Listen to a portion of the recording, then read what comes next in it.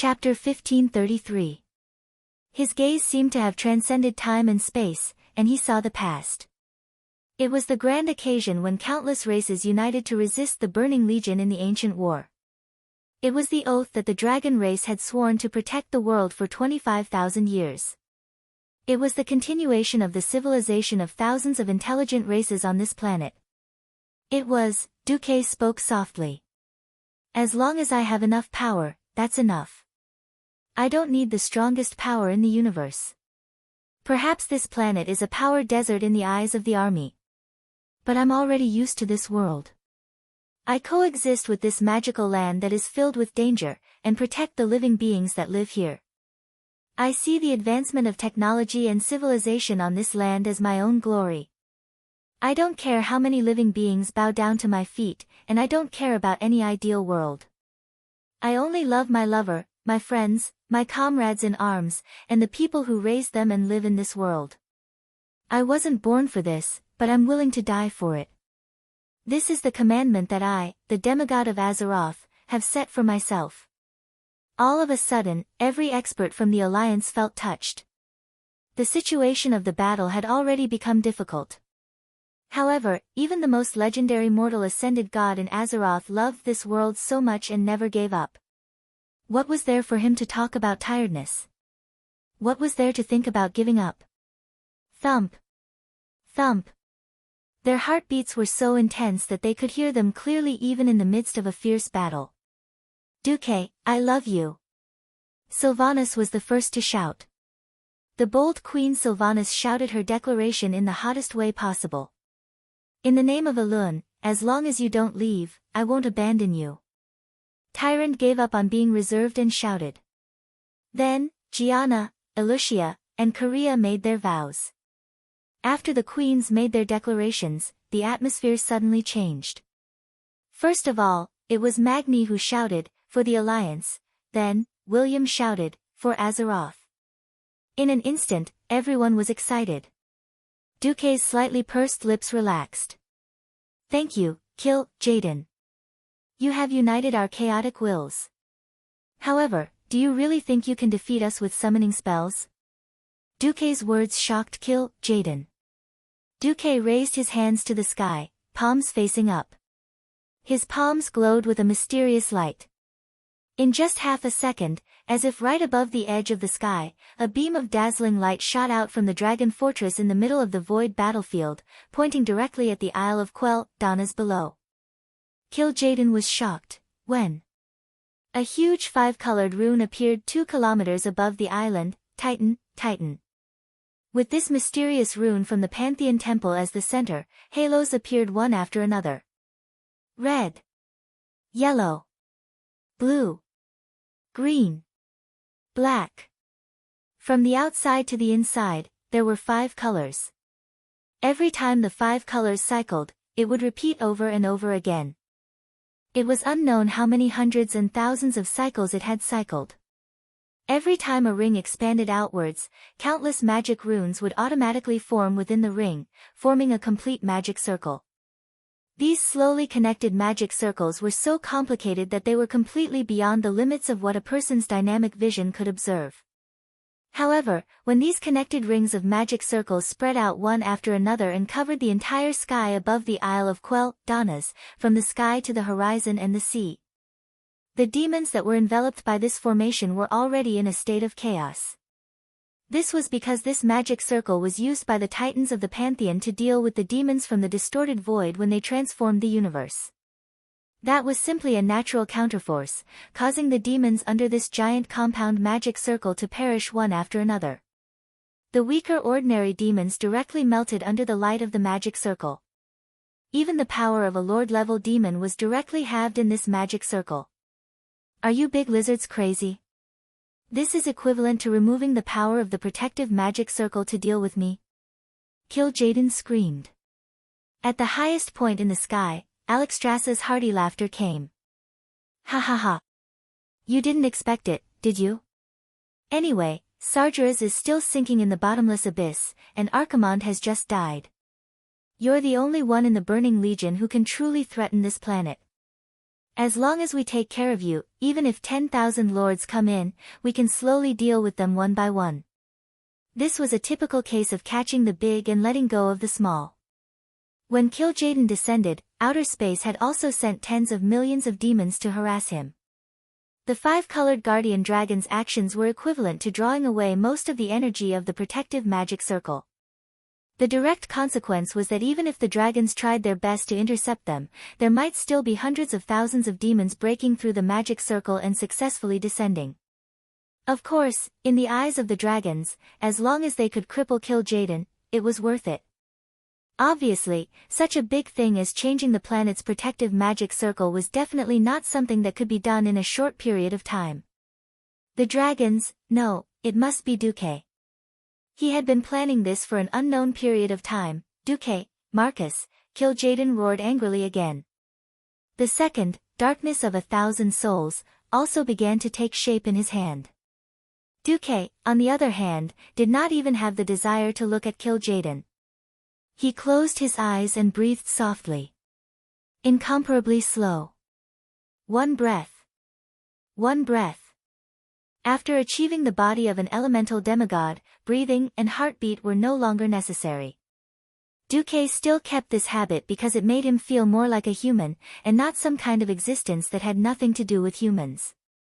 What entered his lungs was cold air. In a trance, it was the biting cold aura from Northrend. Before it was cooled down by the northern continent, it came from Kalimdor on the other side of the sea. Before that, it came from the southern continent of Pandaria, which had yet to open a sea route. And before that, it came from the eastern continent where he was now. This was the cycle of the monsoon, across a long journey, across the ever-changing endless sea. Duque saw all this with his own eyes through the magic net. Relying on the magic net that connected more than half of Azeroth, he was like a true god, his gaze piercing through the mountains and the sea, the sky and the earth.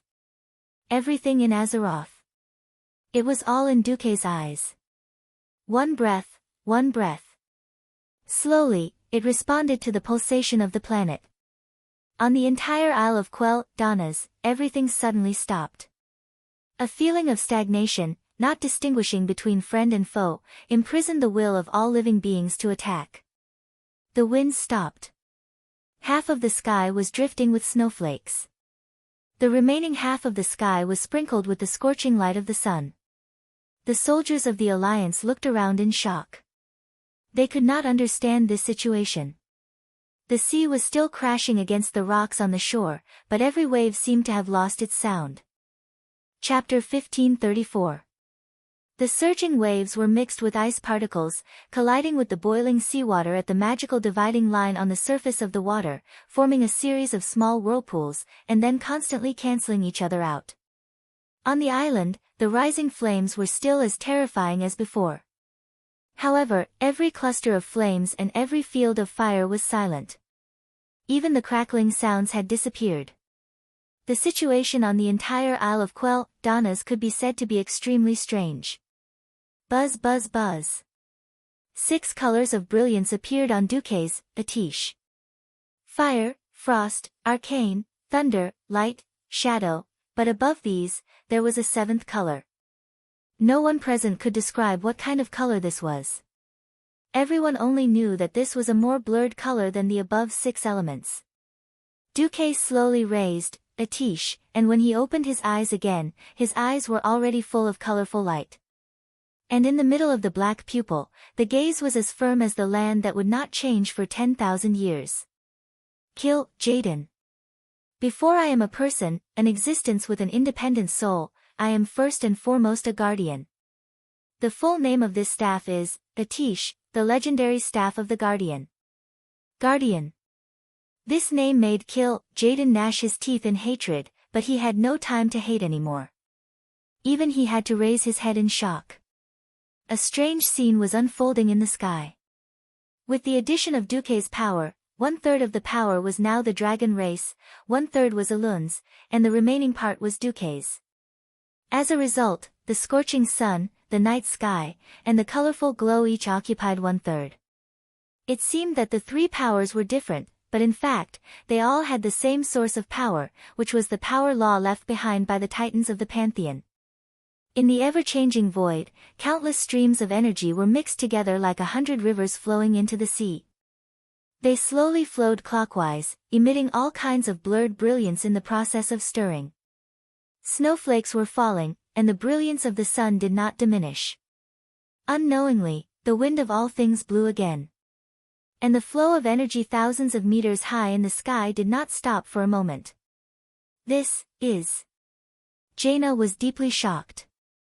Such elemental control, such a mixture of powers, for a mage who had spent half his life immersed in magic books, it was definitely a subversive experience. Duque raised his head slightly. His deep black pupils reflected a line of energy that split heaven and earth vertically into two halves. The energy line was very thin, like the front sight of an infrared sight. The end of the energy line was Kill Jaden's glabella, which was stuck at the portal of the Sunwell. Kill Jaden couldn't wait any longer, so he released Thousand Soul Darkness. The roaring souls let out mournful wails as they charged at Duque. It was too late. Duque smiled as he watched the pitch-black pillar of light hit him. In the next moment, Duque was still completely fine. He still had a smile on his face, and even the aftermath of darkness of 1,000 souls did not spread to the surroundings. Only those who knew the ropes knew that although Duque looked like he was still there, he was actually already in a completely different dimension from the world of Azeroth. Although it was just a space crevice, as long as Kill Jaden had not deciphered the coordinates of this space crevice, Duque was absolutely safe. At this moment, the light in the sky shone brightly. The colorful glazed color turned into an even more dazzling and gorgeous brilliance. The color did not change, but it felt sublimated to the point of the light of wisdom. The not pure brilliance seemed to also indicate that when the Titans created the world, they spread the fire of wisdom to the world, and then gave birth to infinite possibilities. And this infinite possibilities gave birth to thousands of different existences, different individuals, and they contributed their powers and merged into one. All the Alliance soldiers who were not in combat had already knelt down in front of this brilliance. Duque held a staff in his left hand and a sword in his right. His thunderous voice reverberated above the entire Isle of Quell, Donnas. The burning legion that tramples on the living beings of all worlds. Experience the anger of billions of living beings. The entire planet of Azeroth trembled because of Duque's words. In less than 1/100th of a second, the trembling turned into a roar of all things. From the man-made palaces, walls, and floors, to the sand and grass on the ground, even the trees, rocks, and the sea made a low and ancient sound. Reverberate, mix, reverberate, these existences could even be traced back to the beginning of the birth of the planet. However, they all woke up and responded to the declaration of Duque, the guardian of the planet, with a repetitive resonance. That was the supreme anger in the face of the atrocities that wantonly destroyed the world. Above the heads of all the people who were witnessing the battle on the Isle of Quell, Donnas, the chaotic sky formed by countless energies suddenly split apart. A dazzling golden glow, like the rising sun, slowly descended, illuminating the sky above the entire Sind Dorii kingdom. Even Lordaeron, which was further south, and Northrend, which was further northwest, could see this dazzling brilliance blooming in the night sky. What was reflected in everyone's eyes was a golden pillar of light. Like a spear piercing through a target, it fiercely descended from the sky and pierced through the entire night. That was the brilliance from the Pantheon. That was the light of wisdom that the Titans had bestowed upon all things. At that moment, there was no second color between heaven and earth. No. Kill Jaden struggled with all his might. Sadly, he was still completely unable to move. After injecting most of the energy of the magic net into the sky and handing it over to Elune and the 5 dragon aspects to control, Duque injected all the remaining magic power into Atish. In the shattered void that mortals could not see, there were hundreds and thousands of spatial magic spells smashing over almost every second. Any improper response could cause Kill Jaden to break free from the imprisonment of the portal and escape.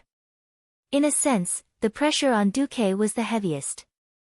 He was not only facing Kill Jaden, but also the Eridar Warlock Legion, who were desperately trying to save their master from the other side of the portal in the distorted void. Khadgar had long been at his limits.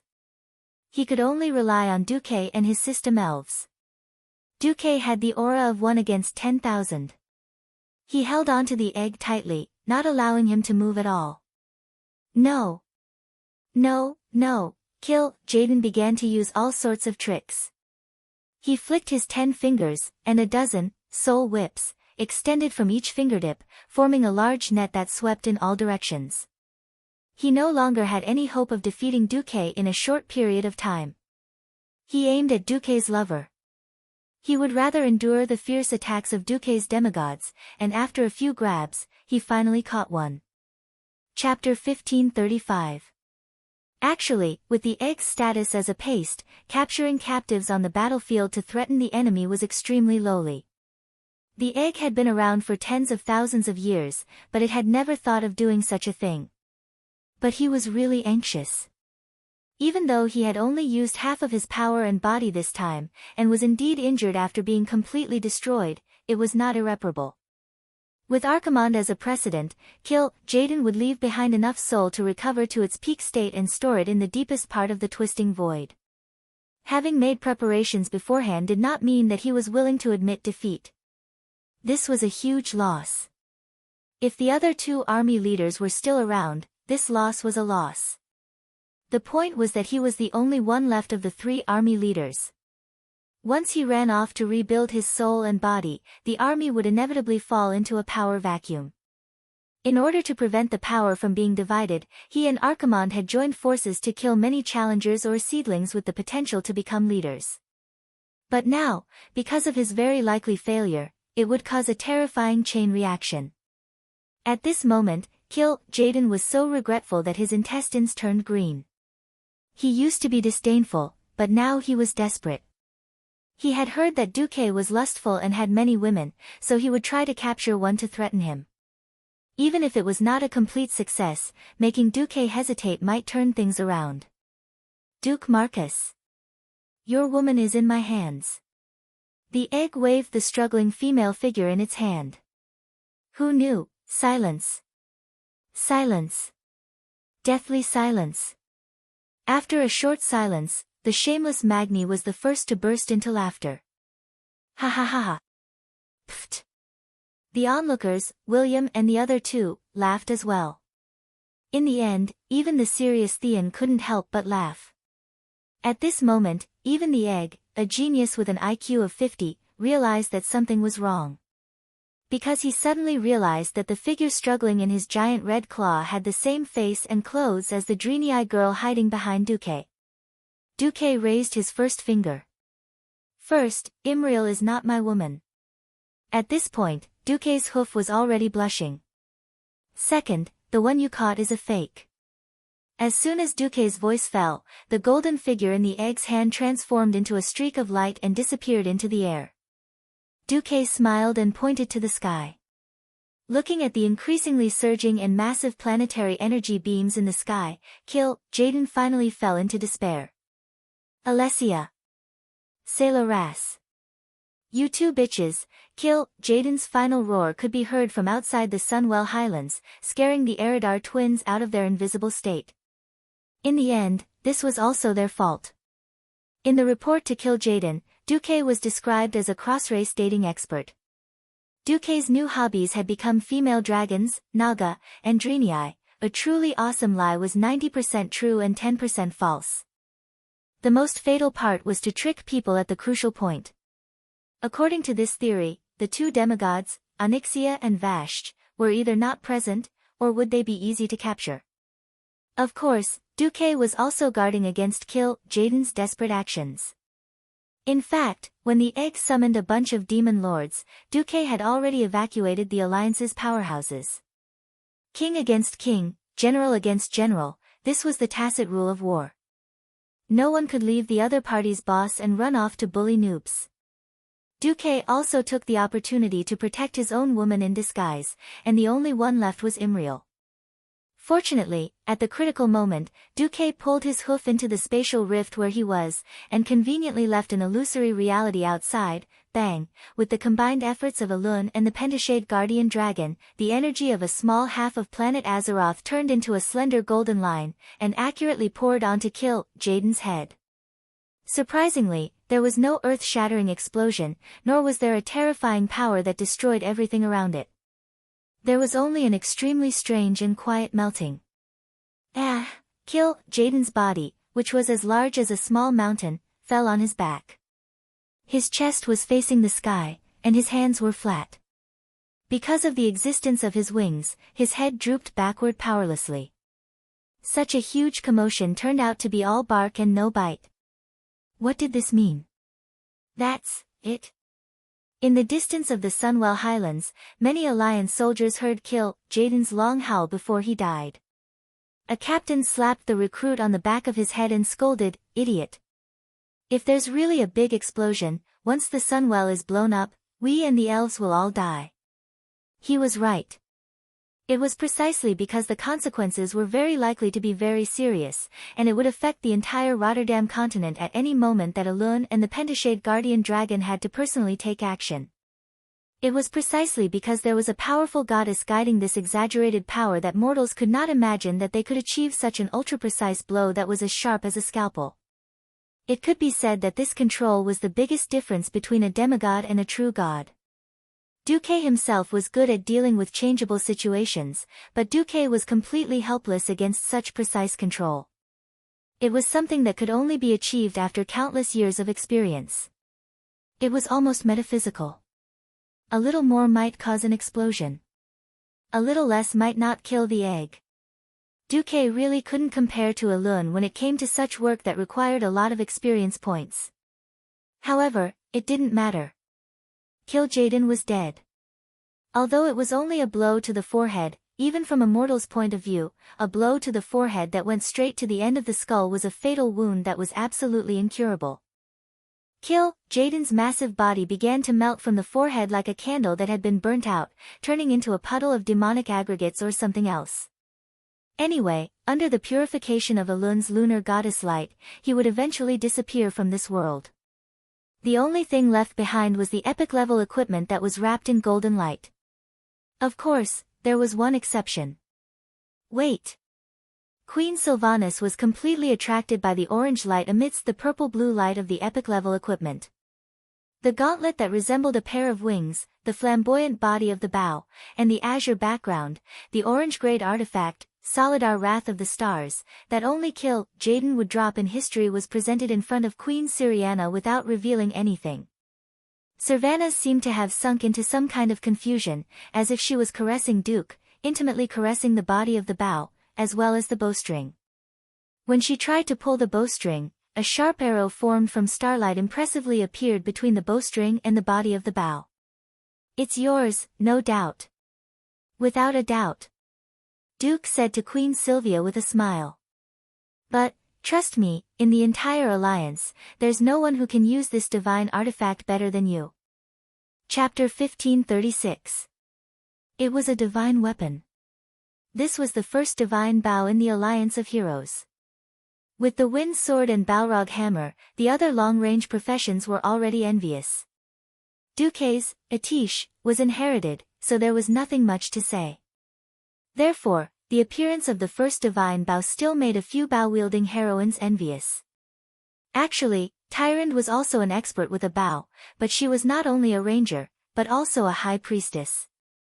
Her starfall was what the big shots in the alliance valued the most, which meant that she could only use the bow as a support attack. Her main source of income was still her divine arts. Originally, there were still people in the alliance who could compete with Queen Syriana for this divine bow, but unfortunately, all of the remaining candidates had the surname Windrunner. Second sister, congratulations. I'm suddenly blaming myself for getting pregnant so early. In the mirror image of the magic transmission, it was the usually mature eldest sister, Aurelia, who pretended to be pounding her chest and stamping her feet. Second sister, you're indeed worthy of this divine bow. Sasha, on the other hand, didn't have much of an emotional reaction. She just gently caressed her slightly bulging belly. She, who was the most active, had completely entered the role of a wife. It was hard to conceive a demigod's child, and after so long, the Windrunner sisters' bellies were at most the size of a 4-month pregnant human woman. The fourth sister, Lilith, didn't care much. After all, this was the glory of the Windrunner family. She calmly accepted the fact that her talent and achievements weren't as good as her 3 sisters. As the eldest and third sisters rested, she took on more of the task of long-range damage in the Alliance of Heroes. This time, defeating Kill Jaden was more like a feast for the Alliance of Heroes. For example, Burning Justice, a plate armor helmet that strengthened intelligence and spirit, was naturally given to Hoof. After all, from now on, Riadaline had a companion. Of course, Holy Spirit Hammer, a hammer for healing paladins. Needless to say, everyone had one. The Van Cleef father and daughter each had a one-handed dagger, Apocalypse. Kill Jaden's collection was so rich that even Duque, who entered the Divine Realm, couldn't avoid it. Of course, at his level, he would no longer simply collect equipment. He used a method similar to enchantment dismantling to dismantle the extra high-tier epic-level equipment, and by analyzing the magic buffs inside, he strengthened his own strength. For example, the mage robe that was solidified using ordinary tactics could withstand the slashes of ordinary swords, then after using the tactics from Kill Jaden's collection, it could withstand the slashes of small electric saws. Even Duque couldn't help but be impressed by the Eridar family's tens of thousands of years of magical civilization. In just 10 minutes, the Alliance heroes finished splitting the loot. Actually, it wasn't a big deal. Equipment was divided by class. Heroes of the same class were basically all familiar faces. They would see each other all the time, so there was no point in stealing equipment. After all, if you got the best equipment, you would have the responsibility to rush to the front next time or deal the most beautiful damage and save every brother and sister that could be saved. Without Kill Jaden, cleaning up the battlefield and taking care of the surviving Void Lords was naturally left to Duque's group of elemental emissaries and semi-god subordinates. When the Alliance heroes finished splitting the loot, the entire Sunwell Highlands was already settled. They didn't simply kill all the demons. Other than the stubborn idiots, most of the demons, regardless of whether they were soldiers, elites, or demon lords, were captured. Ever since Azeroth had the warlock profession, it was much easier to enslave demons. Of course, these were demons that Duque's subordinates had spent a lot of effort to capture. He wouldn't just let anyone play with them. The Alliance leaders all knew that Duque was going to undergo stress training. Demons were powerful and scary, but even if they were given a 3-dimensional image, it was far from being able to experience it for real. Before the first battle at the Dark Portal, Duque had used Naga to simulate orcs. Now, he could directly use a genuine demon to teach the new recruits a lesson. The effect would definitely be perfect. Duque wouldn't use a bunch of demons to show off. He had long since ordered that they had to fight for real, be it mock battles or anything else. He hadn't even walked out of the Sunwell, and he had already set the battle loss ratio for the new recruits, 5%. It was better to eliminate unqualified fellows before they went to the battlefield than to have 50% of them wiped out as soon as they went on the battlefield. Even with the large-scale use of the cannons of Holy Light, the battle losses at the front line were still high. This was because the vitality, speed, and agility of the demons still exceeded the limits of many people's imagination. Of course, that was a story for later. At this moment, it was time to celebrate victory. The developed magic communication network allowed Duque and the others to transmit images to the entire Isle of Quell, Donnas, all the major cities in the Alliance, and all the villages and towns with magic images the moment they stepped out of the gate of the Sunwell Highlands. Even the main halls of the leaders in the major cities of the tribe had a live broadcast of magic images. Almost the moment they saw Duque come out, the entire Alliance boiled over. People let out all kinds of cheers and screams. The commotion quickly subsided. The civilians suppressed the excitement in their hearts and prepared to listen to Duque's speech. On the Isle of Danas, in the Overwatch Castle, in the major cities of the Alliance, in the barracks, all the generals and soldiers raised their heads and raised their right hands in a military salute. Duke's direct servants, the Kirakis and Nagas, bowed and knelt one after another, placing their right hands on their chest to show supreme respect to their master. A few seconds later, Duke's familiar voice echoed in everyone's ears. My compatriots of Azeroth, I'm pleased to announce that in the Battle of the Sunwell Highlands just now, we have once again thwarted the Burning Legion's plot to devour planet Azeroth. With the help of the goddess Elune, the Dragon Slumber Temple, and the other dragon aspects, we worked together and successfully killed the Burning Legion's commander, Jaden. This time, the entire alliance was really boiling. Long live the alliance! Long live Commander Marcus! Praise Elune! Praise the dragon aspects, Azeroth is invincible. Countless people hugged the people around them and shed tears of emotion. The matter of the Sun Well was kept a secret. After the Alliance issued an emergency mobilization order, everyone subconsciously thought that it would be another protracted war. They didn't expect the Alliance to destroy the strong enemy so quickly and turn this terrifying war, which was likely to spread, into a lightning war. The Alliance was not afraid of war, but it didn't mean that they liked war. To be able to deal with the Burning Legion's surprise attack so cleanly was not only proof of their strength, but also a great achievement that was enough to make every Alliance person stand up straight and be proud. Chapter 1537. Duque continued, this battle is very dangerous, and it is not an exaggeration to say that it will affect the survival of planet Azeroth. If we really let Jaden descend, then we will all be finished. After saying that, Duque raised his hand, and in the palm of his hand, the scene of Jaden's body being stuck in the middle of Elune's attack, until he was defeated and killed was presented to millions of people in the Alliance. Fortunately, this time, because Her Majesty Sylvanas discovered it early, I was able to arrive in time and block Jaden's portal in advance. Otherwise, the consequences would have been unimaginable. I know that this war was sudden, and the victory came surprisingly quickly. Even the main fleet of our alliance was still gathering, and the war was already over. I want to say that everyone's efforts were not in vain. If not for everyone's efforts, we would never know where the limit of our mobilization is. Without the experience of war, our army would not be able to grow, and we would not be able to protect our brothers and sisters, friends, fellow citizens. This is not the final ending. As long as the Twisted Nether is not completely destroyed, the demons can continue to resurrect. Yes, we succeeded in killing Jaden. However, this demon commander will resurrect again in 10 years at most. So, our duty is not over, and our battle is not over. Building a strong army to protect us, and even the entire planet Azeroth, is a long way to go. For the happiness and future of our descendants, please continue to support the Alliance. Duke's words were met with thunderous applause and cheers that rose to the heavens. Following that, after the leaders of the Alliance gave their respective speeches, another triumphant return ceremony was decided. The Alliance was overjoyed, and the Horde was shocked. Originally, the Horde was skeptical of the Alliance's claim that they could handle it, and Sal had even begun to mobilize for war. Although the Alliance and the Horde were now on good terms, they were not in the same boat after all. And if the Alliance failed, Azeroth would be finished, and the Horde would also suffer. Sal could not put all his hopes on the Alliance.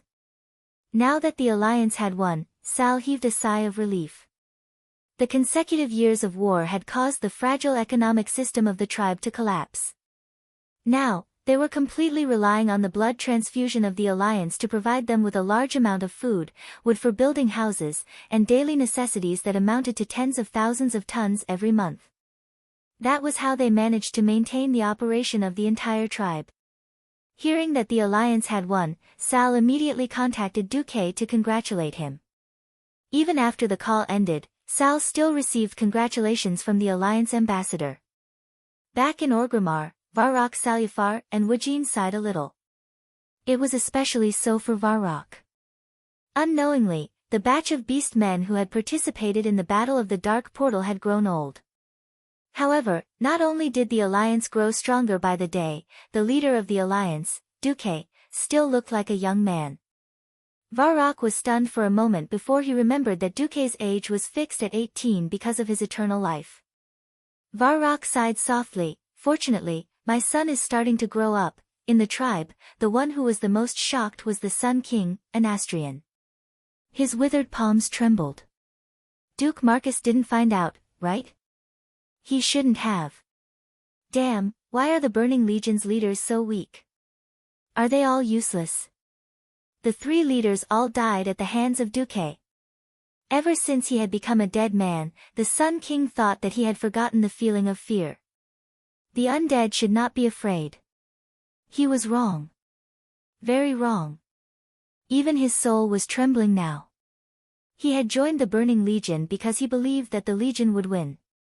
In his opinion, it would be strange if the Legion could not win.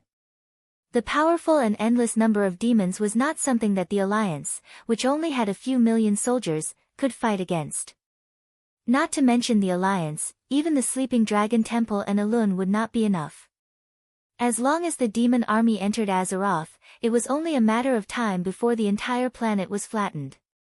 However, the Sun King did not take into account the 2 factors of traitors and traitors.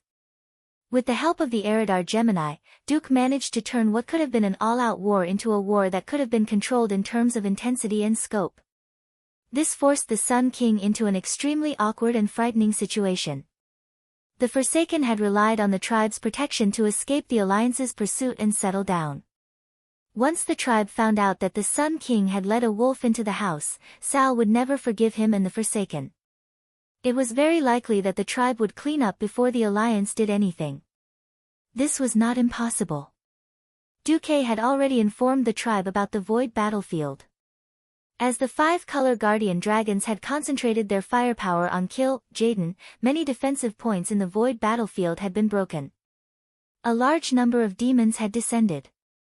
Although these demons were not strong, the tribe had begun to receive reports of attacks. These trivial matters would undoubtedly hinder the tribe's revitalization plan and make the great chief Sal even angrier. I hope the 2 female demons and Kill Jaden don't betray me. The Sun King could only hope that Kill Jaden would still think of him and support him after he was resurrected, instead of betraying him. Anastrian did not know that his little thoughts had already fallen into Duque's eyes. Furthermore, the female demons he had high hopes for had long sold him out. The Eridar twins, who had successfully jumped ship to Duque's side, were now busy. They first secretly found Tyrande, who had used the portal to run to the Karazhan to prepare for a victory celebration. They're looking for me. Tyrande felt that it was strange that the Eridar twins were looking for her. Should we ask them to leave? Feathermoon General Chandris asked, gritting her teeth. Let them in. Tyrande sighed. At least I know them. Although it's an ill-fated relationship, Tyrande would never forget that she had almost been forced to become an ex by these 2 female demons in the ancient war. After all, these 2 were now Duque's subordinates. It was not a big deal to meet them in private. As soon as they met. We are here to apologize for our offense against you in the ancient war. This is one of our treasures. We have no use for it. Why don't we give it to you, mistress? Tyrande's pupils constricted when she saw it. Even she had such an expression on her face, let alone Chandris who was guarding the side. This is, Elisa's immediately replied, this is a gift from Queen Azhara when we went to Azhara. Sailoras said, this is the crystallization of the wisdom of the High Elves. High Elven Golden Bough, or rather, the Kuel Salis Golden Bough, in history. Chapter 1538. Be it, Solidar Wrath of the Stars, or this Golden Bough, they were both made by High Elven craftsmen. High Elven Golden Bough was extremely beautiful. Because they came from the same source, it had the same style. The Golden Bough also had a large gauntlet that looked like an arm shield. The gauntlet had the totem of a fire phoenix on it. The bough that extended from the gauntlet was made into the shape of a golden dragon eagle. It had a red background with golden edges. The eagle's head was lifelike, and the beak was connected to the edge of the gauntlet. Further out from the eagle-shaped bough were 2 green curved side-like blades on top and bottom. Together with the golden bow's shape, the golden bow could be treated as a slightly weaker version of Azanatha's warblade. What attracted Tyrande the most was the history of this bow. This was the pinnacle of high elven craftsmanship from 10,000 years ago. Although she did not want to admit it, after the destruction of Azhara, this level of craftsmanship was lost. Tyrande gently caressed the bow, a thoughtful expression on her face. Finally, she let out a long sigh. "I'll accept your kindness." The Gemini were not acting. They were truly relieved. Duque had forced them to betray him, but he had never promised them any benefits after they jumped ship. Either way, they would be dead meat if they did not jump ship. Perhaps there would be some hope if they did. The smart Gemini did not want to bet their lives on Duque's mercy, so they decisively started their public relations operation. Their first stop was obviously Tyrande. Now that Tyrande had accepted the gift, the most difficult part had been resolved. Tyrande sat on the sofa with her legs crossed. The white moon priest's robe made her look even more outstanding. The Gemini could not associate this noble woman in front of them with the female captive who had almost fallen into depravity in the War of the Ancients. If they were enemies, the Gemini would have done anything to cause trouble. But now, they were not even grandchildren. Tyrande glanced at the Gemini who were still kneeling on the floor and smiled. "Actually, I have to thank you. If not for you, I might have had no choice but to choose between my two childhood friends.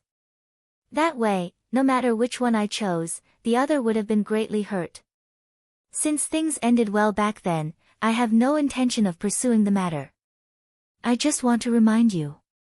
Gemini hurriedly bowed and kowtowed, her posture extremely humble.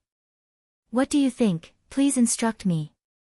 Tyrande smiled, as if she was organizing her thoughts. A few seconds later, she said slowly, "There was once a black dragon who was sinister and cunning. He wanted to infiltrate the Alliance and take control of the entire Alliance. She almost succeeded.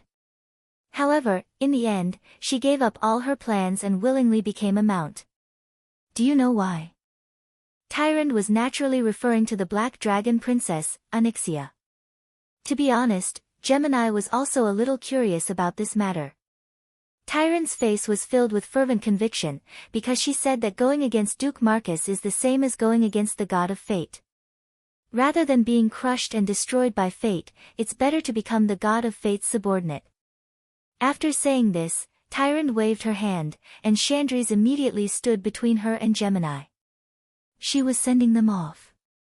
The Gemini twins were shocked. They had too much shock that they had yet to digest. As a pair of cunning female demons, they had too many tricks up their sleeves. They never really wanted to rely on Duque. From start to finish, it was a choice made out of helplessness. In fact, they didn't even think that Duque would be able to kill Jaden. Duque had once again fought a beautiful battle, cleanly killing the most sinister and cunning demon in the Burning Legion. He didn't even give Jaden the slightest chance. Of course, part of this was because they had betrayed their boss. However, the important things like timing, whether to trust the information, and making decisions were all handled by Duque alone. More importantly, Duque's subordinates and his harem were all united. This gave the Gemini twins a huge headache. As long as the Burning Legion was not completely destroyed, they had to live under Duque's protection. Otherwise, they would have to gamble that the Legion would not be able to find them. Unfortunately, in the past 25,000 years, there were only two groups of demons that the Legion could not catch even if they wanted to. One was Valen's Drenii, and the other was Duque's Mark Dooku. The entire Legion knew how miserable Valen and his tribesmen were when they were being hunted down. Duque was the only one who made the Legion depressed for 10,000 years. This was because this guy ran away after acting cool. How exciting! This 10,000 years of reincarnation made the Gemini twins a little nervous. They had second thoughts. If Duque blamed them, wouldn't that mean the Gemini twins didn't dare to imagine it? At this time, they didn't dare to look for Duque either. They knew very well that they didn't have anything that Duque had to rely on. In fact, Duque didn't have the time either. He was ambushed in his own bedroom. Sneak attack. He directly used cut to replace the armor. In fact, Duque gave up on resisting when he saw the huge blue blade. As for the last move, the 5-star charm, it was an additional critical hit. Well, it was that simple to defeat a demigod. Duque, who was lying on his back, looked at Sylvanas with some embarrassment. Duque was very sure that he didn't have the paladin's anti-damage skill, so why did Queen Mao Shi look like her armor had been broken? Leather armor good rating. Short cloak and boots good rating. Holding the divine longbow, Solidar Wrath of the Stars, bad rating. Initiative plus 100% rating. At this moment, Queen Mao Shi's face had a fanatical excitement. Excuse me. Have you become a berserker? Sylvanas raised her chin 45 degrees and gave Duque a provocative look. Come on. We've demigod Duque, show me your divine sword. Let me tell you. Tonight, I swear to slay a god. Oh. If you don't clean up after 3 days, you're going to tear the roof tiles off. Duque sneered. Humph. Just you. I'm not afraid even if you 3 sisters attack together. Not to mention you. You're courting death. Queen Mao Shi blushed. Humph. At most, I'll fight again and again. Since the dual flag had fallen from the sky, he couldn't blame anyone else for suffering the consequences. Duque's divine sword began to show its ferocious power. Hee. Die. Admit defeat, you're no match for me. This was, of course, a certain demigod's boasting. No, I'll never admit defeat. An hour passed. Hey. Can you still do it? If you can't, don't call yourself a god slayer. You bastard, if you're so good, don't use your demigod body. Queen Mao continued to be stubborn. Fine, we'll talk about it later. It turned out that Queen Mao Shi's damage output depended on her roar. No. Chapter 1539. Apart from Aurelia and Sasha, Duque found a chance to clean up his harem. Of course, Duque used Master's Gift and Dragon Taming Skill on Vashj and Onyxia, who performed outstandingly in the Well of the Sun incident. When Duque carefully studied the female Naga's blood rush in her high elf form, as well as the exploration in the dragon's lair, Duque put on his coat and went to the study to take stock of the current situation of the Alliance. It was now the 25th year of the Dark Portal. Although the major events in history happened as expected, the current situation of the Alliance was very different from history. First of all, the 7 human kingdoms were either still alive, or like Stromgard, they had begun to rebuild their capital, the Riptide Fortress. Not only had their vitality been preserved, but it had also improved greatly compared to history. Secondly, it was the geographical advantage. After the battle at the Well of the Sun, it could basically be said that the entire Eastern Kingdom was united. Why did it say, basically? Although the Amani trolls were cleared in the Lordaeron continent, the remaining trolls went south into the hinterlands and merged with the trolls there. They used the complicated terrain and tunnels to confront the Wildhammer dwarves in the Eagle's Nest Mountain. Tunnel warfare was a huge problem since ancient times. For the sake of survival, the trolls shamelessly played tunnel warfare. There was really no good solution. The only thing they could do was to let the Bronzebeard dwarves work together with the Wildhammer dwarves to slowly push forward. Duque had a better idea, but he needed time. Gilnis, the only one among the 7 human kingdoms who did not join the alliance, was still playing with himself. After all, they were all humans. Duque could not force Xian Grameen to join the alliance. That would not be in line with the purpose of the alliance. Moreover, Gilnis would destroy himself sooner or later. When Xian became the Alpha Wolf, the alliance could completely consolidate its rule in Lordaeron. After 10 years, the plague and corrosion in the northern Lordaeron were basically purified by the Cenarian Circle's druids. Food production and population were recovering. Overall, the Lordaeron continent did not have much of a problem. The situation in the southern continent was much more complicated. Although Duque had always hoped that the Bronzebeard dwarves could occupy more territory, it was actually too much. Magni and his brothers were very impressive. The Alliance's largest weapons center was at Steel Stove Castle, and so was the Technology Center. Almost all of the flying ships and cannons were in charge of Steel Stove Castle.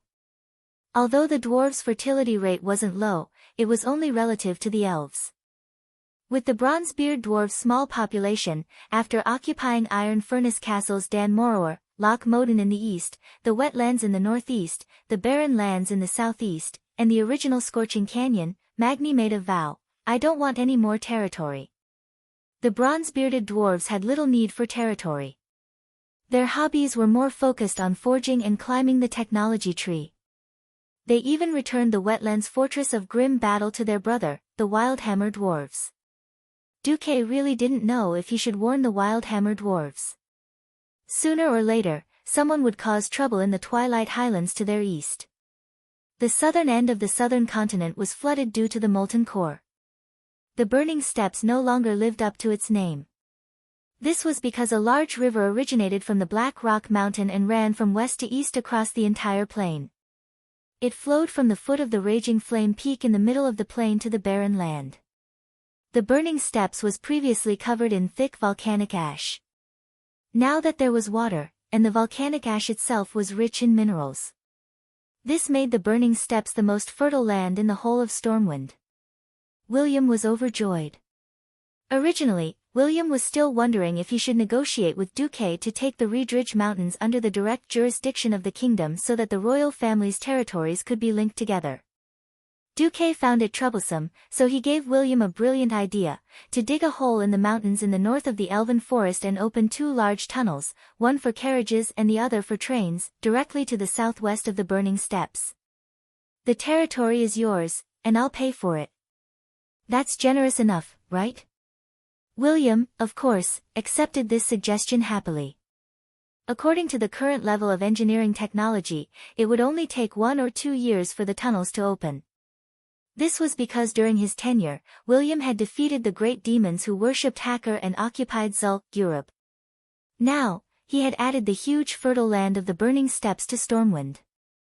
In Stormwind, many people had already started to call William the Holy King. In fact, since ancient times, the kings who could leave a good name in history were those who defended against foreign enemies and opened up new lands. William had achieved both of them, and his name in the annals of history was set in stone. The praise of the people also made William proud. It was said that he almost gave his son, the infamous dirty shepherd Anduin Rin, a brother. In the southern continent, most of the great demons had become specimens. Before the Battle of Kiraj, Duque had purposely cleansed Stormwind and his own private army. Firstly, there was indeed a reason for the cleansing, and secondly, Duque was not interested in leaving behind future troubles.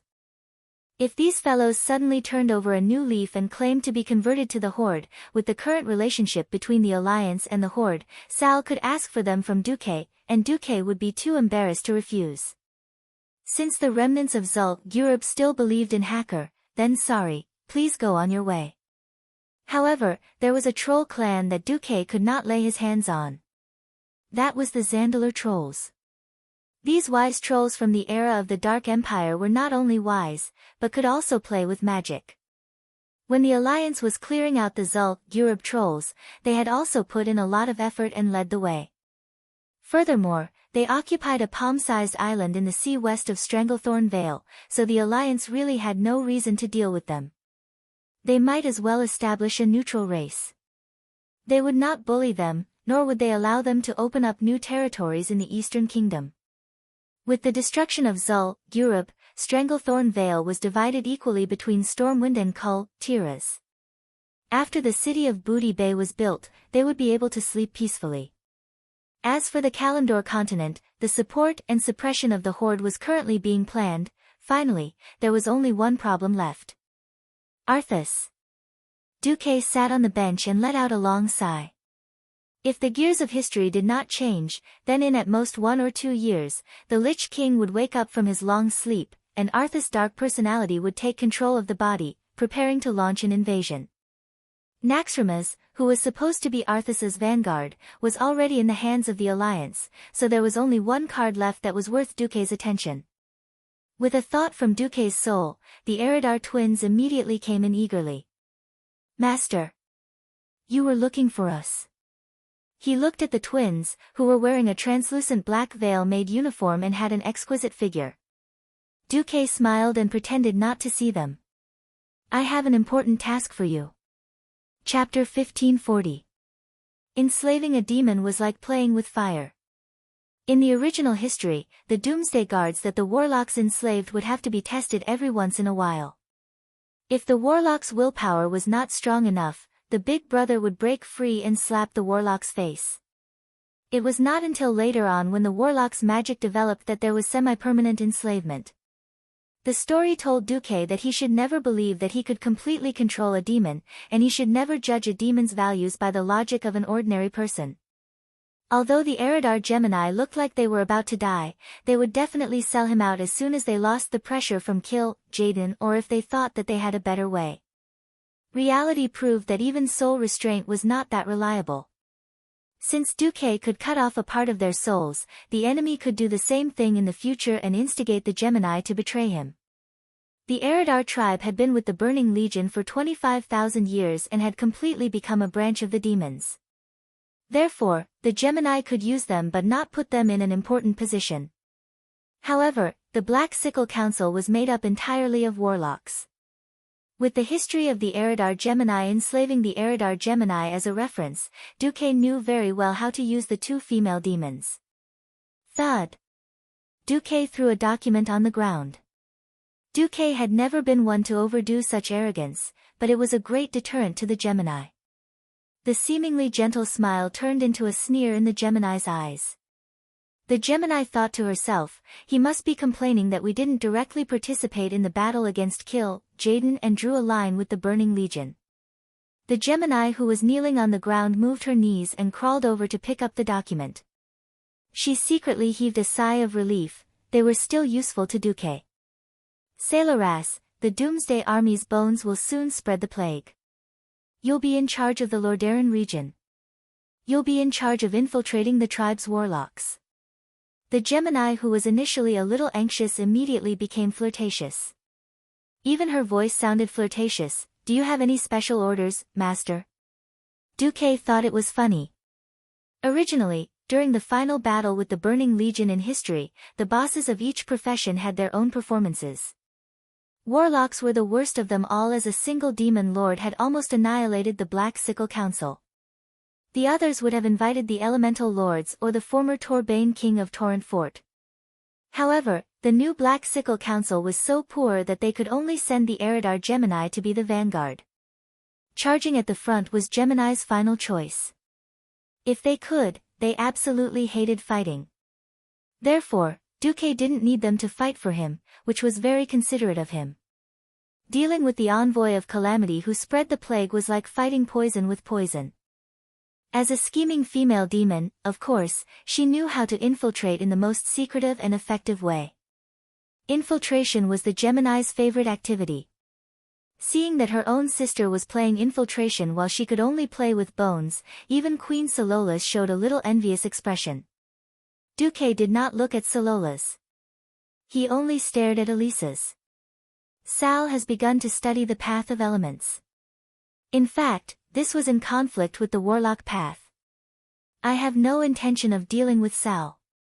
However, in the future, Sal is destined to be unable to suppress the more traditional young faction in the tribe. Once Sal gives up his position due to some unforeseen event, such as an elemental riot, I will need a key chess piece. Ever since the Eridar Gemini decided to rely on Duque, they had done a lot of homework. They had to understand the current situation of the Alliance, such as the situation of the tribe. It was precisely because the Alliance was completely united that no force other than Duque could affect the overall situation. That was why they were so respectful of their new master. The tribe was different.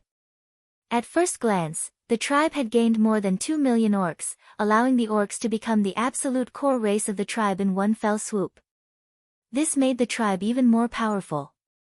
It didn't feel bad, did it? In reality, the tribe was now really in a precarious situation. Sal had saved so many orcs from the old tribe from the dead land of Draenor. In a short period of time, every orc would be deeply grateful to Sal. However, after a long time, it would be a different story. The orcs of the traditional tribe were typical nomadic people. They would migrate to wherever there was prey. However, a complete and thriving food chain needed fertile land to support it. First, there had to be grass, then there were small and medium-sized herbivores, and then there were large carnivores. The current territory of the tribe was all on the Kalimdor continent of Azeroth. The Forgotten's Winter Spring, the Tauren's Thunder Cliff, the Troll's Echo Islands, and the Shining Plains, which was now controlled by the Rustwater conglomerate. Putting aside the territories of other tribes, the areas directly controlled by the orcs were now very barren: Duroder, the Barren Lands, the Thousand Needles, and half of Stonedalin Mountain. Among them, Stonedalin Mountain had a territorial dispute with the Night Elves. In the entire Kalimdor continent, there were not many areas for the tribe to expand. The northern Night Elves occupied Azhara, Grey Valley, Fellwood Forest, Black Sea Coast, and Mount Hyjal, completely cutting off the tribe's space to expand north. The two main cities of Exodar and Darnassus, which were in the northwest, were warning the tribe not to play with their navy here. In the east, Theramore was stuck in the middle of the tribe's territory like a nail, like a fish bone stuck in the throat, making the tribe very uncomfortable. In the south, Gadgetzan in the Great Tanaris Desert was a neutral trade zone. The goblins there and the Rustwater conglomerate were not on the same side. After the Kiraji insect empire turned to Duque, they regained their foothold and, together with the Cenarian Circle, mixed with the hot sand group of Gadgetzan, and jointly developed the Goro crater. Originally, the hot sand group was quite angry when they lost Booty Bay. The problem was that the Alliance gave the hot sand group a chance, but they couldn't get it back by sending troops. After the Alliance occupied Booty Bay, they didn't return it to the hot sand group. Kul Dylas was ready to make it the new capital. The goblins were not so good-tempered. Even Sal and Wajin were ready to watch the show at that time. Who knew that Duque and Jaina would be so shameless? They directly knocked out the hot sand group with a stick and gold. Booty Bay was fought by the trolls. If you don't have the ability to fight back, don't talk nonsense here. It's obvious that you can't handle it yourself, so the Alliance killed the trolls. The Alliance took the deep water port from the trolls with their strength. Why should the Alliance return it? If you make any more noise, we will take it as a declaration of war against the Alliance. All pro-Alliance forces, including the Bronze Dragon and the Kiraji Insect Empire, will launch an attack on Gadgetzan. Are you convinced? At this point, what else could the hot sand group do? They couldn't beat the Alliance, so they could only surrender to the couple, Duque and Jaina. The stick shocked the goblins, so it was naturally a sweet date. The Alliance needs a lot of minerals, volcanic soil, rare earth. Let's develop the Goro crater together. Chapter 1541. Most goblins only recognized money. In the eyes of most goblins, the Horde was poor. How could they be as rich as the Alliance? What's more, the three richest families in the Alliance were the Kurtiras, Alterac, and Marcus families. The three families almost shared the same purse. Offending one was offending all three, and the Alliance's leader was still the demigod Duque. There was no need to say how the hot sand group would choose. The defection of the hot sand group directly made the Horde's southern expansion a bubble. After all, the Rustwater conglomerate could not go to war with its own compatriots for the Horde. The only way to expand was to the west, the desolate land and Feralas. The former was ownerless, while the latter was occupied by a group of neutral forces that were not under the Alliance's protection, such as the arena slave owners who had sold William as a slave gladiator. In the past, Sal would have handled the relationship with these neutral forces more carefully. Unfortunately, the food pressure brought by more than 2 million orcs was so great that Sal could not breathe. The Horde could not rely on the Alliance's food support, and the Alliance's food was mainly cereals, which was not suitable for the traditional orc's appetite. Duque was generous and did not mind exporting pig-raising technology to the Horde. Unfortunately, breeding was also an industry with a knack. If you wanted to raise pigs, you had to at least have pig feed, right? After half a circle, it was actually back to the old problem. The land was too barren, and there was no industrial base and scientific knowledge. The Alliance would give the Horde a limited blood transfusion, but would never teach the Horde to produce blood. Sal was determined and directly launched a war involving hundreds of thousands of orcs. The first war started in Duroder, and the Horde directly used human wave tactics to destroy the Centaur tribe entrenched in the south of Duroder. Then, two fronts, one south and one north, swept through the desolate land and Feralas at the same time. It was worth mentioning that a newcomer rose in the Horde. He was Gurus Hellscream, the son of Lord Howl, Grom. Gurus was born in Draenor's orc home garden, Nagrand. His growth was not contaminated by the demonic blood flowing in the invading Azeroth orcs. Although he was not affected by the corruption, Gurus had always lived under the shadow of his past. His father, Grom, was the first orc to be corrupted by drinking the blood of Manaroth, the Lord of the Abyss. Garush had been ashamed of his father's actions until he met Thrall, the great chief. The founder of the revived tribe told the young Gurus about how his father had fought bravely against the Lord of the Abyss, Manaroth, in the Battle of Mount Hyjal, and how his father had swept through the Molten Core and killed the traitor Blackhand brothers in Blackwing's nest. Finally, after the Battle of Kiraj, he could no longer fight and had to retreat to the second line. Unlike the original history, the original Master Ho's merits and demerits were equal, and he was worthy of respect. However, in this life, Master Ho's merits outweighed his faults. As the founder of the new tribe, Master Howl used the extra time he had to live to add even more heroism to his heroic legend. If there was anything Garush disliked about his father, it was that he had sworn to serve a human demigod after his death. Generally speaking, Garush worshipped his father. Garush then followed Thrall to Azeroth as an advisor. Soon, he was appointed as the leader of the Warsong clan's vanguard to wipe out the Centaurs.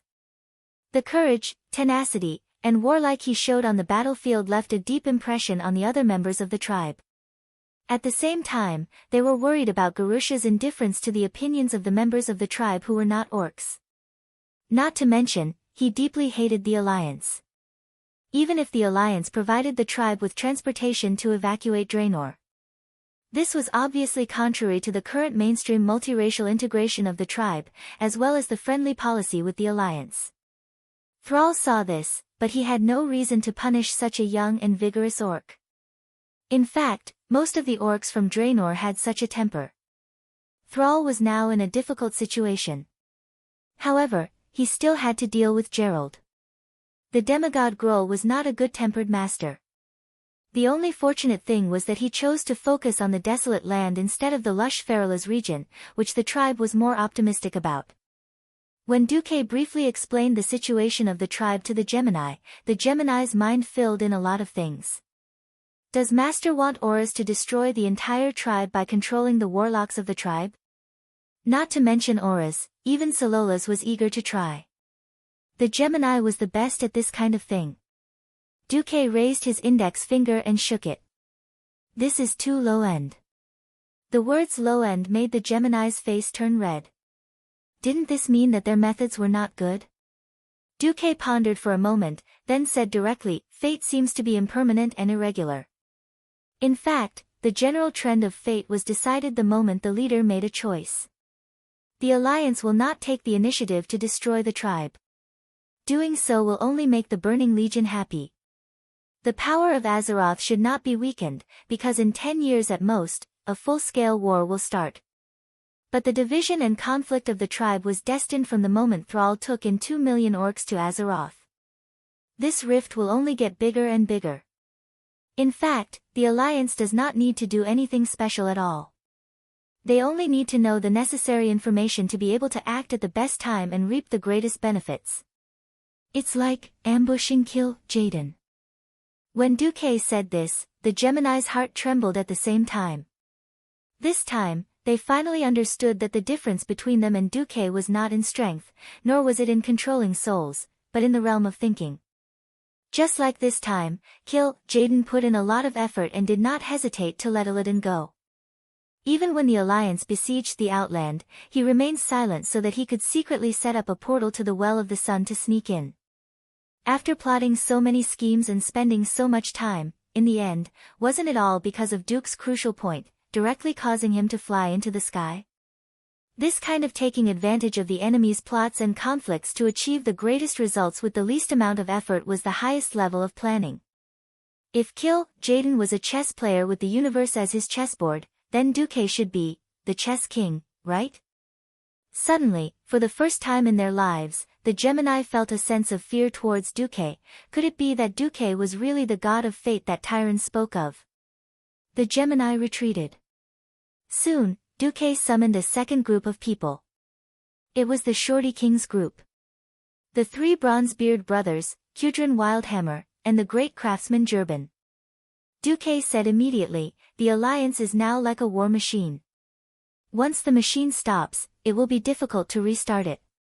So the machine can turn slowly, but it cannot stop. I have a plan now, that is the Fearless Fortress. Chapter 1542. Fearless Fortress. Just the name alone was enough to make one's blood boil. All of a sudden, the breathing of the Dwarf Kings quickened, especially Muradin. He had been betrayed by Arthas, whom he had once regarded as his best friend. This was a humiliation that would never fade from his face. Arthas was not completely depraved when he pulled out Frostmourne. It was one thing not to finish Muradin off. Betraying Muradin was another. Not only Duke, but even Magni noticed that his second brother's fists were clenched so tightly that cracking sounds could be heard. Brother. His eldest brother's call made Muradin return to normal. Sorry, I forgot myself. Seeing Muradin's quick reply, the other two brothers smiled. Magni patted Muradin's shoulder. This is the Bronzebeard family's rock. Rock solid. This was a compliment for dwarves. Then, Magni nodded at Duque. Duque announced, good. As for the construction and defense of the Fearless Fortress, I'll leave it to Kudrin, Muradin, and Jurban. Kudrin will be the commander of the Fearless Fortress. It was a very reasonable arrangement. Kudrin was the real king, so he was naturally the leader. Jurban was in charge of technology, and Muradin was in charge of the army. It was a very reasonable arrangement. Duque turned to Bulang. Bring Naxxramas to cover the construction of the Fearless Fortress. Of course, you won't be the only one to cover the troops. With a thought from Duque, the door to the study opened again. Two energetic elves walked in. The elemental waves on their bodies were so strong that they could be seen with the naked eye, and attracted the attention of others. It was naturally Vashj and Kale, that's. The two who had a difficult life in history, falling into the path of evil, and finally being destroyed at this point in time, had now become the backbone of the Alliance. Duque was truly amazed at the wonders of fate. Duque smiled. Kale, I was busy dealing with Jaden, so I haven't told you about the crusade against Arthas. But I think you'll be happy to come. The handsome former prince had become more mature after going through so much. His jade-like face had a determination that had never been seen before. Of course I'm willing. For our dead comrades. For that unforgettable history. For the future of Azeroth. I will not shirk my duty. Good. Bulang's face lit up.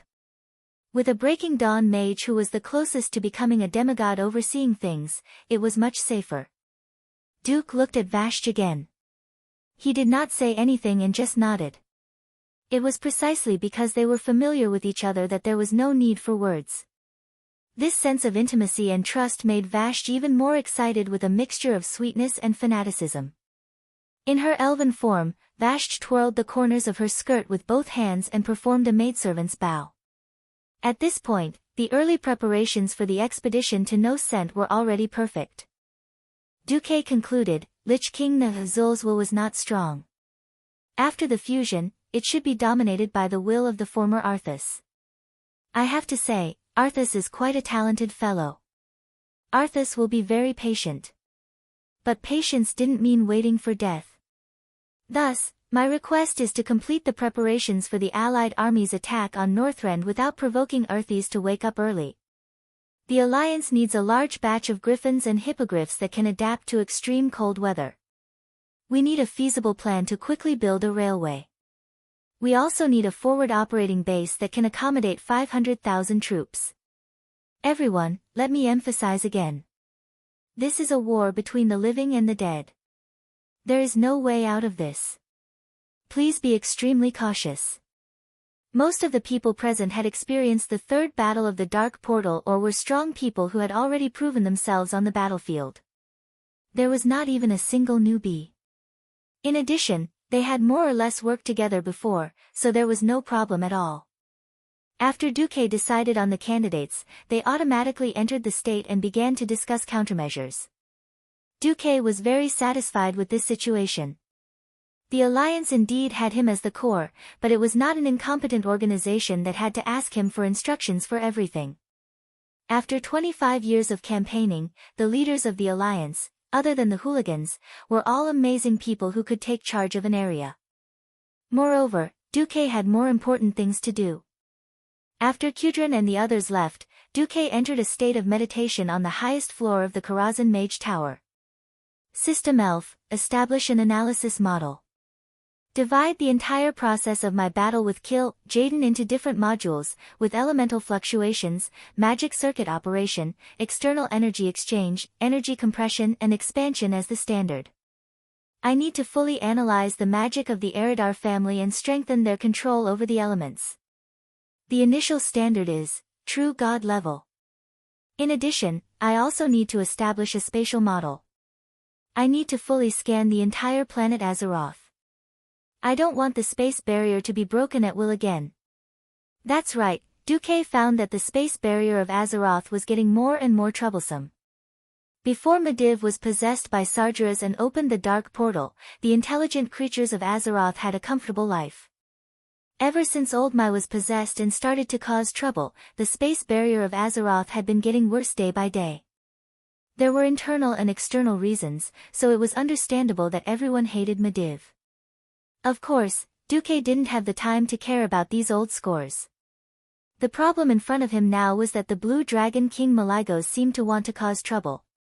As the first person in Azeroth to be granted a magic position by the Titans, Malygos had always regarded himself as the ultimate ruler of magic. During the ancient war 10,000 years ago, he was extremely dissatisfied with the High Elves' abuse of magic, which led to the Burning Legion. The first Well of Eternity exploded, splitting the continent of ancient Kalimdor into 4 large pieces, causing devastating damage to the planet's environment. The Well of Eternity on Mount Hyjal also exploded, blowing up the entire mountain top and causing irreversible damage to the surrounding ecology. Now, even the Well of the Sun was being spied on, and Jaden was almost let in. It was hard to say whether Malygos would act on a whim, as he had done in history. After all, in the original history, his wife had died, and his children were gone. His once lively family had now become desolate, and the ones who did this were his brothers who had been through life and death with him. This was a huge blow, and it directly caused Malygos to become crazy.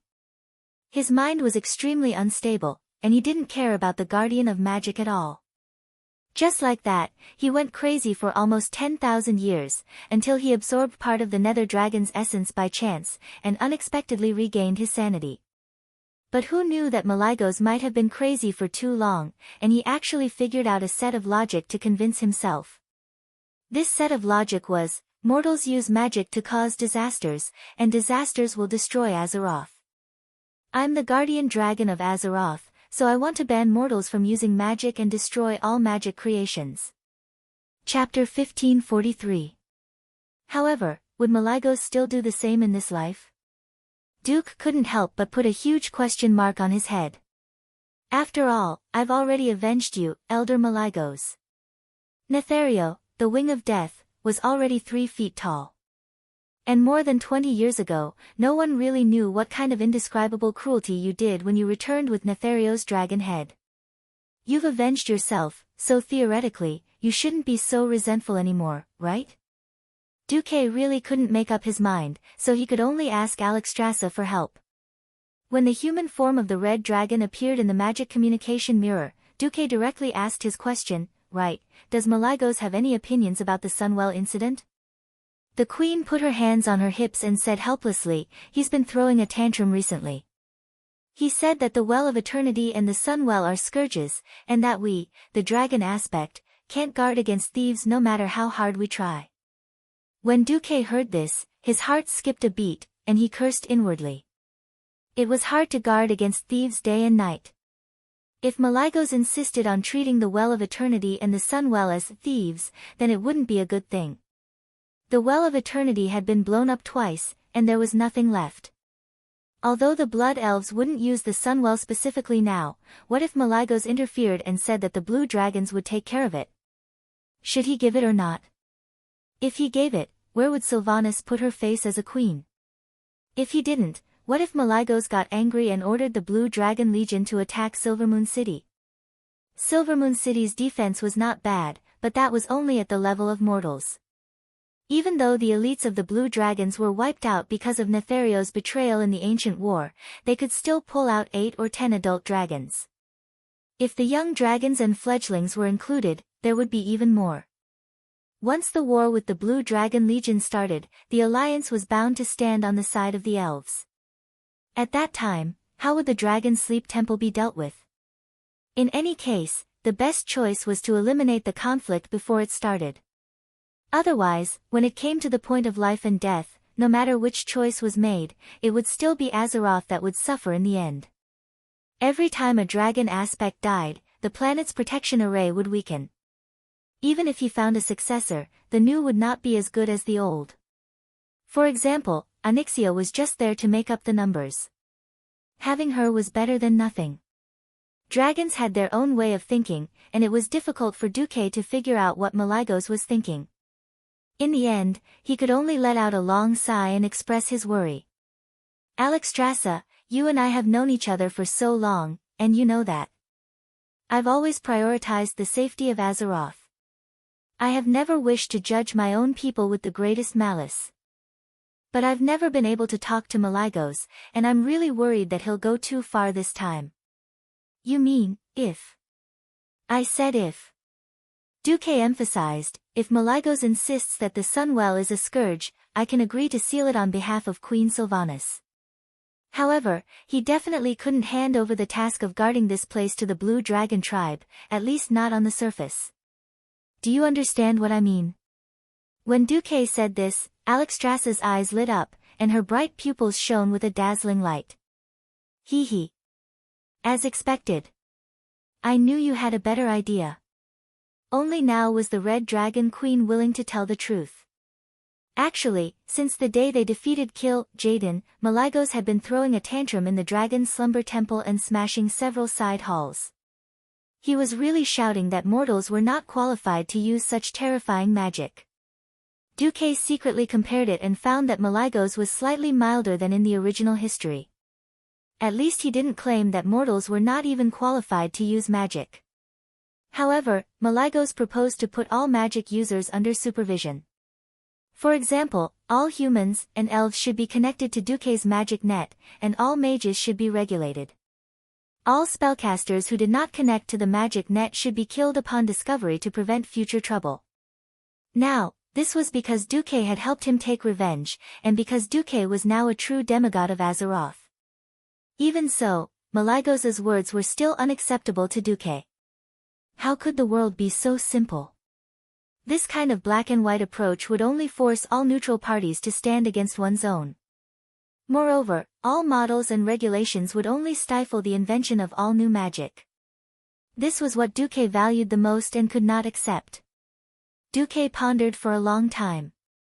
"Alexstrasza, can you help me make an appointment with Malygos? There are some things I want to make clear to him in person." The Red Dragon Queen shook her head regretfully. "Sorry, that guy is stubborn and loves face. He used to look down on you. No, it should be said that he looked down on all existences other than the dragon aspect and Elun. Now that you are on equal footing with him, he can't accept it. In fact, even if you use magic to send him a message, he will refuse to answer." Duque was embarrassed. "Malygos, Why did you give up treatment? After complaining in his heart, Duque could only sigh. Well, then I suggest that we let Calegos and Matagosa guard the sun well. As for the rest, when he calms down, you can slowly persuade him. Okay, thank you for your understanding. The Red Dragon Queen showed an apologetic expression. After ending the magic transmission, Duque's eyes and expression became cold. Malygos, don't be untactful. Since you are fated to die in history, if I try my best and you still insist on courting death, then don't blame me. Even if I pretend to be a good person, there is a limit. This time, Duque waited for 3 days, relying on the system elf to review the official documents while waiting for news from Malygos. It seemed that history had taken an unknown turn because Duque killed Nisario ahead of time. The news from the Temple of Sleeping Dragon was that the Blue Dragon King had finally decided to send Calegos and Matagosa to supervise the restoration of the space around the Sunwell. Duque and Queen Sylvanas met the 2 blue dragons on the dilapidated Isle of Quel, Danas. Calegos looked the same as before. He still had blue hair that Duque found very irritating, but at least Calegos had used the ultimate transformation spell to give himself a pair of long pointed ears and the exaggerated long eyebrows unique to elves. And his attire was no different from that of a standard noble mage of the Silver Moon Council. If it weren't for the fact that most elves lived long and basically knew all the former members of the Silver Moon Council, he might really have gotten away with it. As for Matagosa, she really had the appearance of a human woman. However, the robe she wore and the badge she wore belonged to the Marcus family. In theory, she was here on behalf of the Marcus family to monitor the Sunwell. This was quite interesting. Chapter 1544. Duque could only say that Matagosa's imagination was not small, and it was quite on point. To push Calegos back, one had to become a human woman. There were not many human kingdoms or forces that the elves would not dislike, and the Marcus family was the best choice. Now, the entire upper class of Sind Dorii knew that the 3 queens and sisters were Duque's property. Without Duque's support, Sind Dorii's livelihood would definitely be much worse than it was now. The Blood Elves had rather complicated feelings about Duque. On the one hand, they were grateful for Duque's strong support. On the other hand, they lamented that their most beautiful cabbage had been taken by a wild boar, and a demigod level 1 at that. Of course, the overall impression was still pretty good. With the endorsement of Duque and Queen Sylvanas, the elves quickly accepted Carrie, who had returned from learning magic from the Dalajan, and Maddie, the inspector of the Marcus family, as the new guard captains of the Well of the Sun. Avoiding direct conflict with the Blue Dragon Legion, Duque secretly breathed a sigh of relief. Before this, Duque had secretly pulled almost 80% of the Alliance's air force into the Long Song Forest. Now that there was no need to fight, Duque was in a good mood. He glanced at Matagosa and then at Calegos. Only the Blue Dragon sister could understand his actions. Matagosa did not avoid it and directly made a V gesture with his finger in a blind spot that Calegos could not see. This was definitely not the meaning of victory. This gesture was similar to the guanyu that was often worshipped at the entrance of restaurants, a knife in one hand and 2 fingers in the other. The meaning was simple and straightforward, cheating neither old nor young. I'll cut you down 2 taels for £1. Matagosa was telling Duque that he had successfully pushed Calegos twice. Alas, the love of dragons was so simple and straightforward. All right. You win, coquettish dragon. Without the Blue Dragon Legion to stir up trouble, Duque could put his energy back into the Alliance. The Alliance's wartime economic model could not be immediately revoked. It was like a taut string. Once it was too loose, it could easily snap if it was tightened again. Duke only ordered the military industry to work in 3 shifts 24 hours a day, 6 days a week, with 2 shifts of 16 hours a day. There was no other way. Historically, when the Allied armies attacked Northrend, they relied on men and horses. The number of soldiers and civilians who froze to death and frostbite was astronomical. Letting the soldiers who were cold, tired, and lacking supplies fight against the tireless dead was no different from sending themselves to their deaths. Duque wanted to reduce the Alliance's losses, and having Kudrin build a forward operating base was only the first step.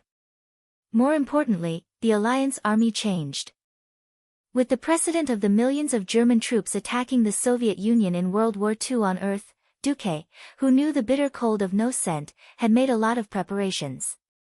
There were 1,000,000 sets of military coats for humans, dwarves, gnomes, elves, draenei, and even 30,000 sets for orcs. Then there were matches for the fire, as well as whale oil gels and industrial gels that had been cut into small pieces beforehand. Whale oil was easy to process, but the production was too low. Industrial gels were one of the byproducts of refining petroleum. Although it was a bit smelly, it was the best fuel in no scent. Since it could be burned, it was the best for the soldiers to cook on a picnic. Imagine marching for a whole day in a world of ice and snow dozens of degrees below zero. If they could only eat cold compressed biscuits and drink snow water that would freeze their stomachs, what a nightmare it would be. If there were fragrant hot soup and food, it would be extremely beneficial to physical recovery and morale boost. In addition, the writing of the winter code, the weaving of winter clothing, sleigh training, and all kinds of trivial things might seem unremarkable, but those who knew would know at a glance that it was because of the various preparations made before the war that the soldiers could play their due combat power on the front lines. The Alliance is really lucky to have a commander who doesn't treat soldiers as mere consumables. Every officer praised Duque in unison. Thinking about how Duque could be a god who didn't care about anyone, everyone's respect and love for Duque deepened. It was lucky to have a wise leader, such as the Horde. At least under Sal's leadership, more than 2,000,000 orcs escaped from Draenor. However, a little bit of luck was not enough to bring a horde with millions of people on the road to happiness. After not having to face the outland that was gradually collapsing, food and other problems became increasingly prominent. What was even more unfortunate was that because the Dragon's Sleep Temple had previously concentrated most of the energy of the planet's protection array to bombard kill Jaden, many demons had been released. In fact, the number and quality of demons that had parachuted into the Eastern Kingdom and Kalimdor were about the same. However, the Alliance not only had a perfect magic communication system, as well as a patrol system in each village and town, but also a magic net that covered a large area. It was no exaggeration to say that if there was any movement in the Alliance, Duque, as the highest commander, would be the first to know. Orders were relayed from top to bottom, and elite troops were sent to eliminate the scattered demons in the bud. The Horde was different. The addition of 2,000,000 people made places like the Barren Lands more populated. Unfortunately, orcs were not creatures that didn't eat or drink. They instinctively gathered in the few oases in the Barren Lands. Because of their living habits and the lack of planning by the upper echelons of the Horde, this led to the rapid consumption of water resources. At the same time, the concentration of population encouraged the spread of demons. Several times when the Horde discovered the problem, thousands of people had died, and several villages had been completely destroyed. The entire land of Kalimdor could be said to be full of beacons. So, having a transmigrator as a leader was not only luck, but also bliss. Unknowingly, the gap between the Horde and the Alliance did not shrink because of the influx of a large number of people. Instead, it became wider. After all, the Horde had problems digesting the population, and the conflict between the new Horde led by Sal and the traditional orcs from Draenor began to expand. Just as one side was recuperating, and the other side was in turmoil, it was autumn of the 25th year of the Dark Portal. On October 3rd, Sal suddenly received bad news. What? We lost contact with the entire Blackbone clan. There are even traces of corpses crawling out of the graveyard. The Blackbone clan was just an inconspicuous small clan among the thousands of orc clans of various sizes. But the death of an entire clan, and the possibility that they had become undead soldiers, touched Sal's sensitive nerves during this period. It wasn't that the Alliance didn't remind the Horde that the Scourge army could come again at any time. But Sal was almost broken by all kinds of internal affairs. After all, before the Scourge army came again, half of the Horde had to starve to death. Throughout the spring and summer, the Horde was struggling for survival. Chapter 1545. It was obvious that the tribe would have to pay for their carelessness. The current situation was like an endless loop. The tribe lacked food, and hunting alone was unable to meet the needs of the rapidly increasing orc population. The alliance was not a charity. If you wanted food from the alliance, you had to exchange it with ores. Traditional Draenor orcs also hated the act of engaging in productive work. Not only did they refuse to be miners, but the clans also refused to hand over their own hard work to the tribe. Since there was nothing to eat, the clans followed the tradition of robbing other clans. If the clans next to them did not have food, they would go to places with food like locusts. In the area controlled by the tribe in Kalimdor, the most fertile land was the grassy Thunder Cliff. Many starving orc clans ignored Thrall's ban and reached out to the Tauren Kodo herd. In their eyes, this kind of huge beast was worthy of the tribe's warriors. Cairn Bloodhoof ran to Thrall to complain every 2 or 3 days. Thrall repeatedly forbade the orcs from attacking the Tauren territory, but the poaching situation was still very serious. Not only poaching, but there were also private fights every day. Draenor orcs, ogres, and even Gruul's subordinates, Galan, all came to Thundercliff to eat. This drove Cairn crazy, and he almost announced that the Tauren would withdraw from the tribe. In the end, Thrall had to let Varrock Salufar patrol the border of Thundercliff with the chief's personal guards. Those who were caught poaching were publicly executed, and the situation was barely suppressed. Unfortunately, Thundercliff was the shortest and most convenient passage to the desolate land. As long as the Tauren stayed in the tribe, there was no reason to refuse the orcs to pass through their territory. It made the Tauren watch every orc passing through the road like a thief. This further exacerbated the conflict within the tribe. Now, seeing the report that the Scourge army was likely to sweep through Azeroth again, Thrall, who was inspecting the crossroads of the Barren Lands, felt deeply frustrated after reading the report. Was I wrong? I spent half a year, but I still couldn't let my people live a stable life. His eyes, which were always incomparably firm, began to have a confused look. Wajin did not know how to persuade Thrall, so he could only pat Thrall on the shoulder. No, Chief, you have done very well. No one in the tribe will do better than you. Actually, Sar was also bewitched. Even in Duke's celestial empire, it was not a simple thing to change from a nomadic people to a farming people, and it was not something that could be done in a short period of time. Throughout history, the Han had assimilated many nomadic tribes, but it often required the efforts of several generations to constantly change their customs and provide better living conditions and job opportunities before the transformation could be completed. Originally, the best way to divert internal conflicts was war. Unfortunately, the Alliance would not give the Horde such a chance. The absolute difference in power was not only known to the orcs that Thrall had brought from the Eastern Kingdom. Even the orcs who migrated from Draenor knew about it. While the Alliance was transporting the orcs, under Duke's secret guidance, they did not hesitate to show off the Alliance's muscles, the disciplined soldiers, the earth-shattering cannons, the rumbling tanks, and the gigantic battleships. Even if the targets were scattered demons or crazy evil beast men, it was enough to leave a deep impression on anyone who saw it. To be honest, Sal felt like it was a miracle. Almost every night when he lay down, he wondered if the Alliance would turn around and destroy the Horde without the oppression of foreign enemies. However, at this time, Sal could not think too much about it. He would never forget how he led the newly freed Horde to fight the Scourge Legion in the southern Dalagen 10 years ago. Even if the Horde now had a branch of the Forsaken who did not go too far could not be compared to the Scourge Legion who spread death wantonly. Alas! Sal sighed deeply. Wajin. Pass the order to gather the warriors of the Frostwolf clan and select warriors suitable for the cold weather from the tribe. We have no choice but to accept Duke's proposal for an expedition to Northrend. Who is going to lead the army? Wajin was not actually asking, but reminding Sal. Now that the atmosphere in the Horde was so stiff, most of the other races were unwilling to go on an expedition. No one wanted to go out here and have their homes raided by their own people. Especially the Tauren. The Alliance had put forward a requirement for cooperative warfare, and most of them were infantry. If the Tauren did not go, then only the orcs could fight in close combat. Sal's eyes were filled with sorrow.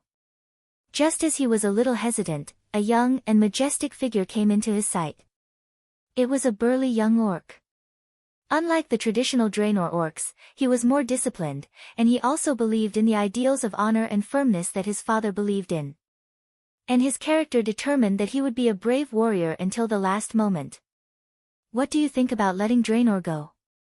Dranos Seraphar was Dranos Seraphar, also known as Little Seraphar. He was the young son of Varrock Seraphar and the nephew of the Horde's great hero, Brock Seraphar. Whether it was bloodline, status, or battle record, he was the leader of the younger generation. However, will the Alliance think that we are not good enough? Wajin cautiously reminded Sal. Sal smiled bitterly. Can I leave in this situation? Could Varrock walk away? Or are you going? The leaders of the Horde could not leave. Now the Horde was like a barrel of gunpowder, exploding at the slightest touch. If Sal was not here, the Horde would self-destruct without the Lich King's attack. Wajin, as the first advisor under Sal, was not only the leader of the trolls, but also the mediator. Many things that the chief could not come forward, he would come forward. Cain was nervous, so of course he would not go out. Anastrian would not appear in front of the Alliance if he had a guilty conscience. As for Galavix of the Rustwater Conglomerate, the ruthless and cunning prince of trade, would he be willing to go to the battlefield for the Horde? There was no other way, they could only pick the tall ones. Sal comforted himself and said to Wajin, the Alliance has many talented people, and the Horde must also cultivate their own talents. Otherwise, we will fall behind. Sometimes, we can only let go and let the younger generation go. In fact, Sal was also very young. He was now 25 years old. Unfortunately, Sal had started his career early. 10 years ago, he had already become the founder of a new tribe and had become more senior. Woken could not refute what he said, and cautiously said, Duke Marcus' personal integrity is still very good. At least he has never broken his promise, nor has he deliberately harmed the Horde. I can only hope that everything goes well. Sal sighed. Chapter 1546. On the Alliance's side, Duque, who was in his own study in Karazhan, felt his balls ache when he heard that Thrall was really going to send Saluphar over. Damn, was he really going to repeat the Gate of Heaven's wrath? The answer was obvious, only a moron would do such a thing. In history, it was the Stormwind City Regent, Duke Bolvar Fordragon, and Saluphar who led the Alliance and Horde armies to fight side by side against the Gate of Heaven's wrath. Then, Lich King Arthas, who was supposed to be in charge of the Icecrown Fortress, appeared. How could Saluphar, who had the word brave carved on his chest, be afraid when he suddenly saw the enemy boss? He just went for it. He wanted to hack Arthas to death with his axe. In the end, not only did the Japanese not succeed, but they were also taken advantage of. Second Fool used Frostmourne to cleanly cut down Saluphar Jr. just as the war was about to break out. The allied forces fell into the Dreadlord Verimithas's trap. Master Potioneer Putray of the Royal Pharmacist Association of Undercity betrayed them.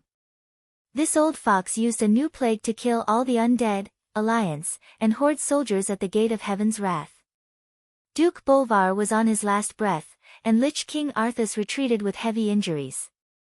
The Red Dragon Queen, who rushed over after hearing the news, found that the poison was spreading quite seriously. If it wasn't suppressed, all of Northrend would become a world of death. After all, the Dragon Slumber Temple was also in Northrend. Alexstrasza directly ordered the Red Dragon Legion to set fire to the battlefield with a powerful and blazing dragon breath to suppress the spread of the plague. In the original battle at the Gate of Heaven's wrath, it could be said that the Calamity, the Alliance, the Horde, and even Sylvanas were the losers.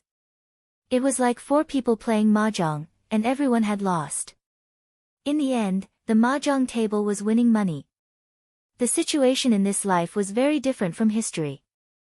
Duque couldn't afford to lose any of the Alliance's higher-ups just for a little Saluphar who only knew how to be reckless.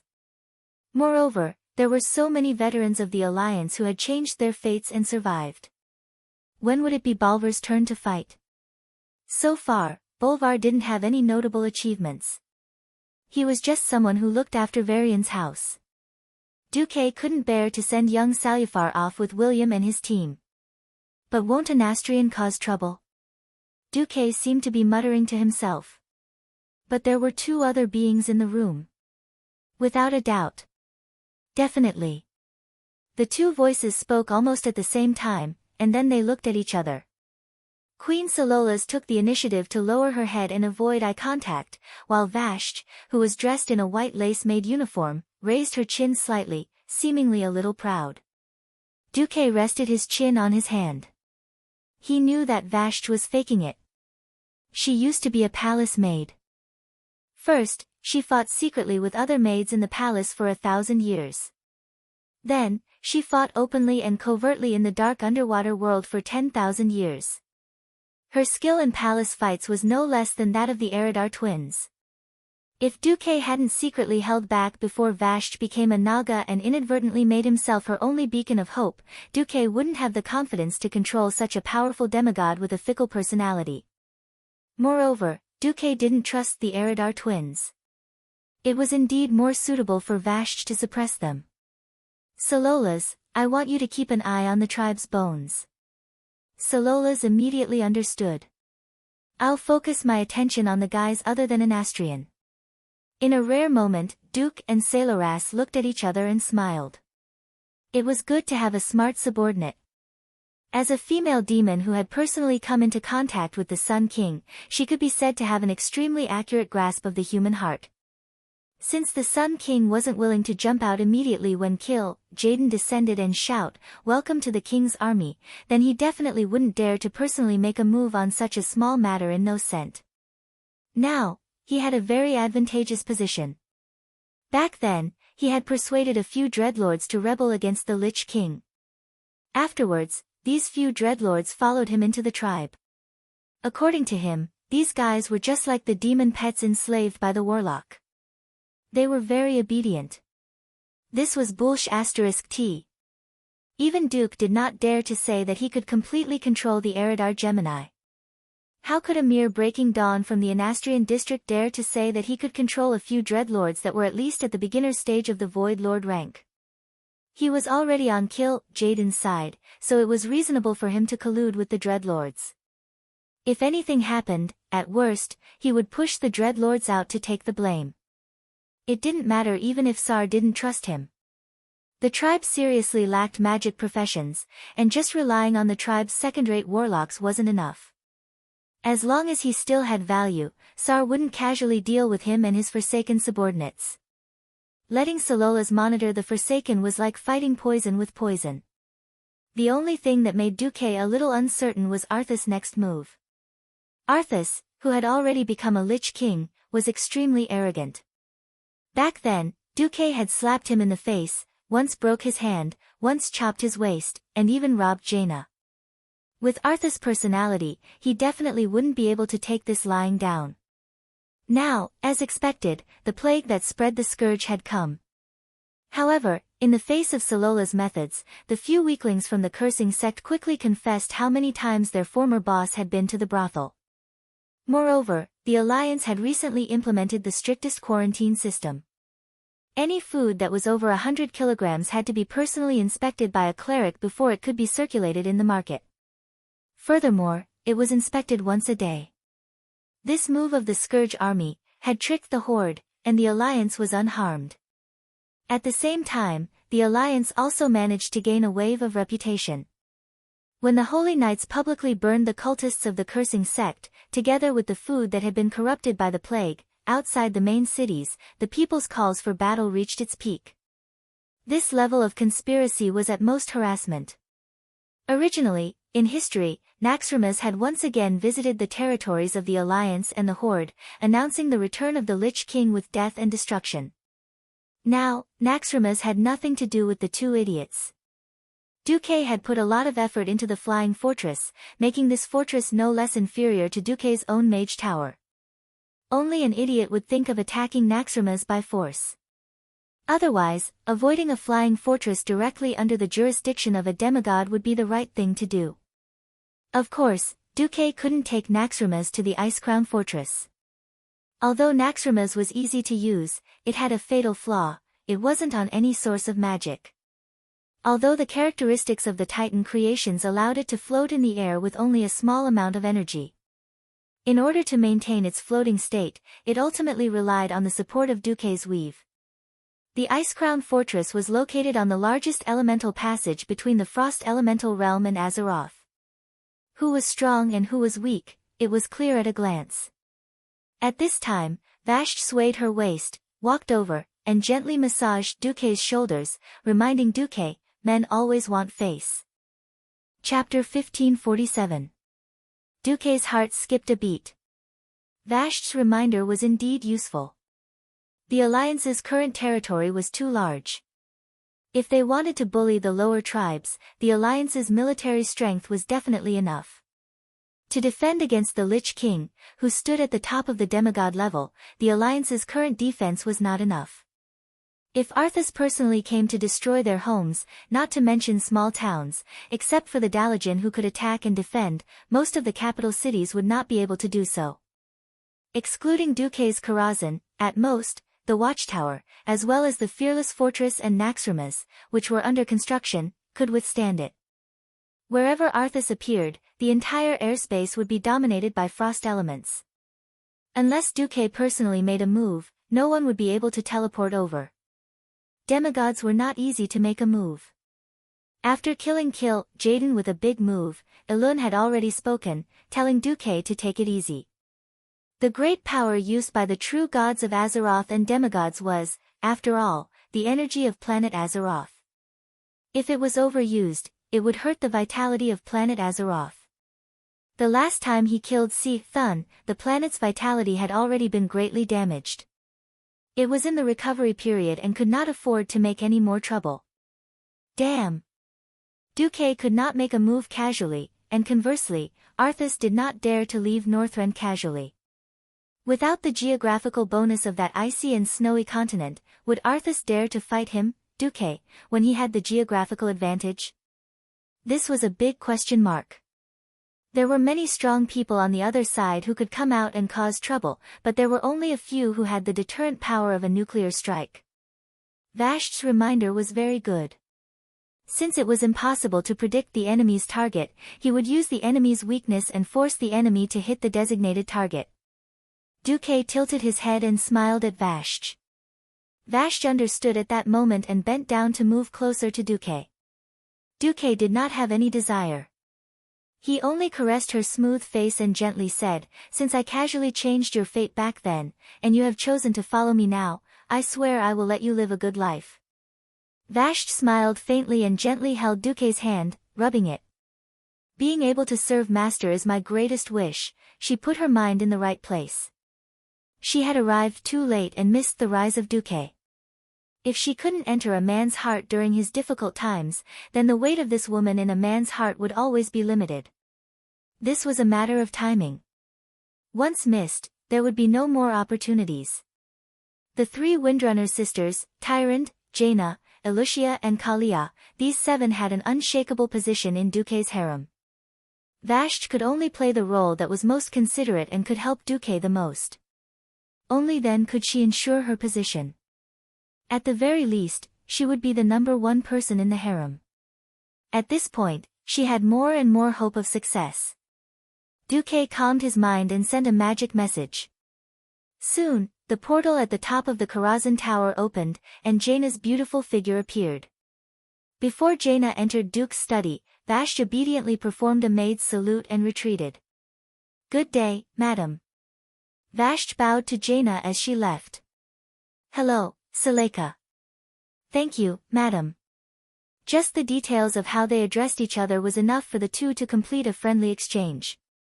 Jaina had not married Duque yet, so calling her Majesty or Lady Proudmoore would seem too distant. Calling her madam was a compliment to Jaina and an acknowledgement of her position in Duque's harem. Jaina called Vashti Seleka because she acknowledged her special position by Duque's side.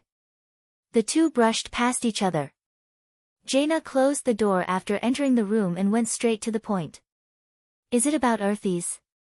Is she going to provoke him again? Will it succeed?" Jaina was very smart and immediately guessed the key point. Back in the Fellwood Forest, Jaina did not have any psychological burden after messing with Arthas once.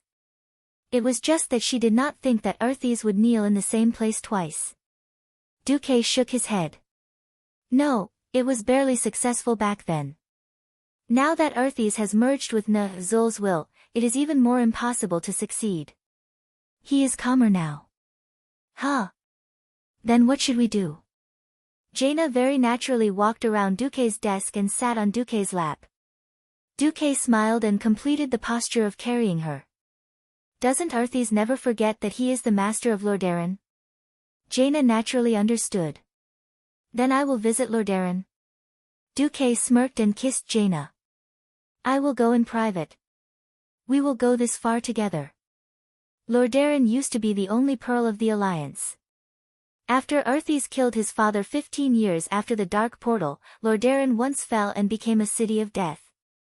After that, Anastrian occupied it for a short time and almost turned it into a city of darkness, which then became a tumor in the alliance. Fortunately, when Lordaeron was on the verge of destruction, Duque first brought out Kalia Menethil, the legitimate heir. Later, he organized an army of the alliance to drive away the Sun King, which led to the revival of Lordaeron. 10 years had passed. Almost the entire land of the eastern and western plague lands had now been decayed. Now, with the help of Tyrant and Malfurion, and the help of the druids of the Cenarian Circle, the rotten soil was finally purified. Those that could not be purified were all taken to the endless sea and thrown into the great whirlpool.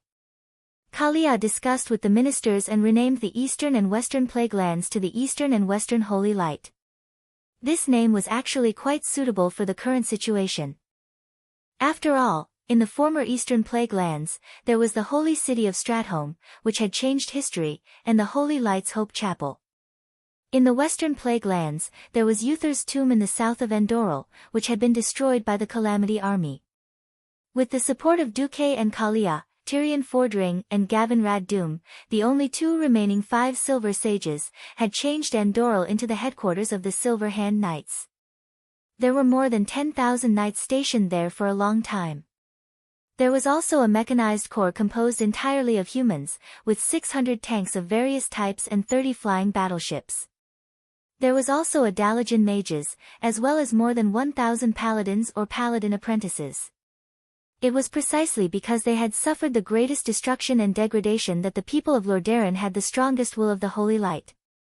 In front of the teleportation portal of New Lordaeron City, the royal knights were lined up neatly, holding their shining swords high. They welcomed the visiting Queen Kurtiras with the most orderly military formation amidst the music.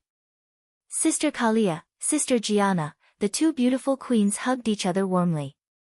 Unlike the formal greetings between the heads of state, their special identities as members of Duque's harem made them really close like sisters.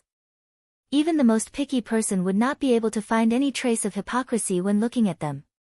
The new nobles of Lordaeron looked at them with pure admiration on their faces. Chapter 1548. The queen was as beautiful as a painting. She aged quickly, and no matter how beautiful a woman's looks were, they would only last 10 years. These two, on the other hand, were immortal and youthful. Kalia's pure and exquisite face still retained a strong girlish aura. Her doll-like face and figure made her look like the most perfect work of art, to be looked at from afar but not to be desecrated. As the elemental aura around Jaina grew denser, apart from her natural intellectual beauty, there was now an additional layer of psychedelic color, making her look even more mysterious. Moreover, their elegant temperament and noble status naturally made the hearts of the entire continent's bachelors fall in love with them. If a mortal could obtain the favor of one of them, or even just a single night at their bedside, it would be enough for them to brag about for a lifetime. Unfortunately, such women were destined not to be stolen by mortals. Their common man was Duke Marcus, the Alliance's great hero, supreme commander, and one of the few genuine demigods in Azeroth. Since it was impossible to possess, there was only praise and recognition. Perhaps a subject who caught the eye of Her Majesty the Queen would be granted eternal life. That was what they were aiming for. For example, Edwin Van Cleef had been a mere stonemason back in Stormwind. Once upon a time, the nobles of Stormwind and even the entire alliance had looked down on this low-born thief and stonemason, saying that he was written as a marquis, but read as a country bumpkin. They even mocked him for wanting to marry his daughter off to a noble. As time went on, everyone changed their opinions. These days, there were more and more experts who could enter the realm of heroes.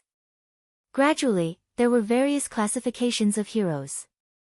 The lowest was the ordinary hero, and above that was the epic hero and the legendary hero.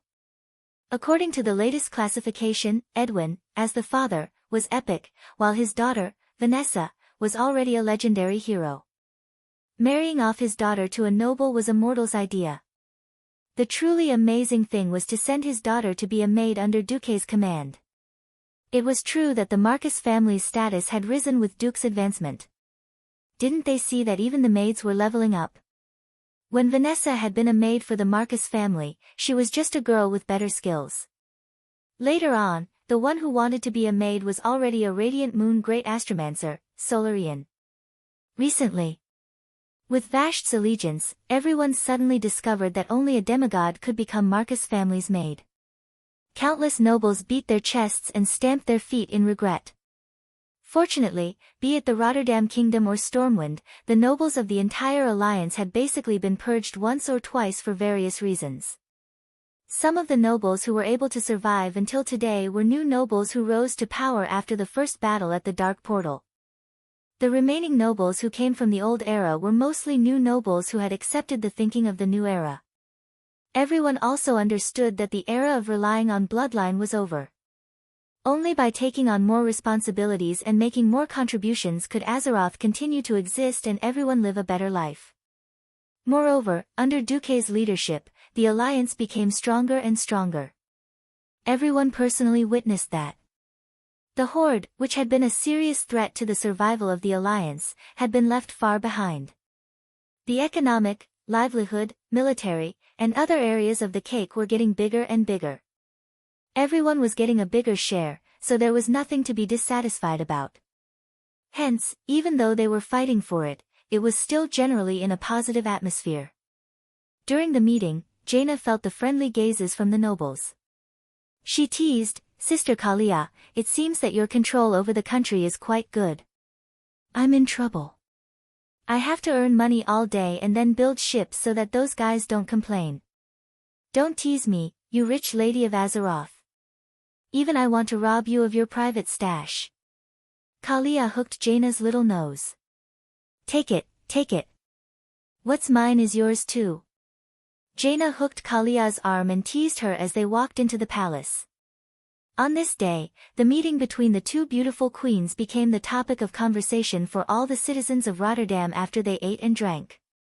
25 years ago, the Rotterdam Kingdom gave people the feeling that it was still an extremely backward Middle Ages.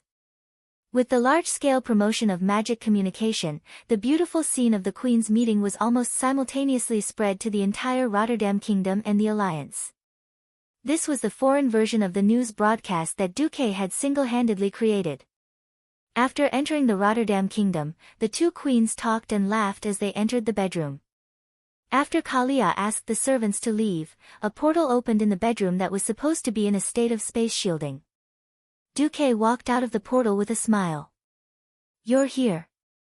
You've been hiding in Karazhan lately and rarely come to see me." Kalia pouted and pouted. Although she said that, she leaned over and offered her red lips directly. "Aren't I here now?" Duque took the opportunity to taste the fragrant lips of this beautiful queen who always maintained a pure heart. Immediately after, Duque hugged Jaina and gave her a kiss. Favoring one and discriminating against the other was a big taboo in the harem. Kalia asked, "Arthas, will his men come?" "Yes. Because he's Arthas." Duque's answer was more like a tongue twister. In fact, this was a judgment made based on Arthas's character. Arthas was not simply brainwashed and joined the Scourge army, and then became the Lich King. He was Zul, who patiently tempted him step by step, pushing his soul into the abyss, and finally achieving the end of the fall. The advantage of this was that Arthas would not be like the other paladins who were forcibly turned into Death Knights. Once their control was slightly weakened, they would immediately rebel and turn their spears against the Scourge army. The disadvantage was also obvious. Arthas retained his previous memories, personality, and way of doing things. In a sense, after completely merging with Zul's soul, it was to gain the advantages of both of them.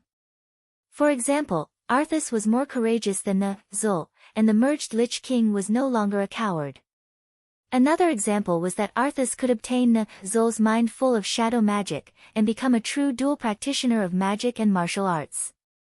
However, even with the integration of the advantages of both of them, such a Lich King could still not be said to be perfect. In the end, the two of them were born with too many flaws. In theory, if they merged with the soul of another strong person, the effect would be better. Unfortunately, souls were not things that could be merged just because they wanted to, and souls that were too weak had no value in merging. It took Arthas almost 10 years to perfectly merge with Zul. No one knew what the result would be and how long it would take to merge with another one. What's more, Duque would not give them this time. The fearless stronghold was being built in full swing. With the alliance's hands free, if Arthas did not fight back, the shameless Duque did not mind building fortresses all the way to the entrance of the Ice Crown Fortress, and then having a fortress against a fortress. Well, with Naxxramas, a total of 2 fortresses against 1 Ice Crown Fortress. Chapter 1549. In a sense, this was a counterattack that Arthas had to make under the pressure of the general situation. It couldn't be helped. The general situation was in Duque's hands. If he didn't want to lose even his pants, Arthas had to take the risk. However, he retained his memory and part of his humanity, and Arthas' weakness was fully exploited by Duque. Arthas had always claimed that he was the king of Lordaeron and the only legitimate ruler of the kingdom. But now, the one wearing the crown of Lordaeron was his most beloved sister. Tyrrhenas had never cared much about the siblings, and only kept making demands and criticizing him. Every night when he dreamed of his father, he still didn't think that killing his father was a mistake. Kalia was different.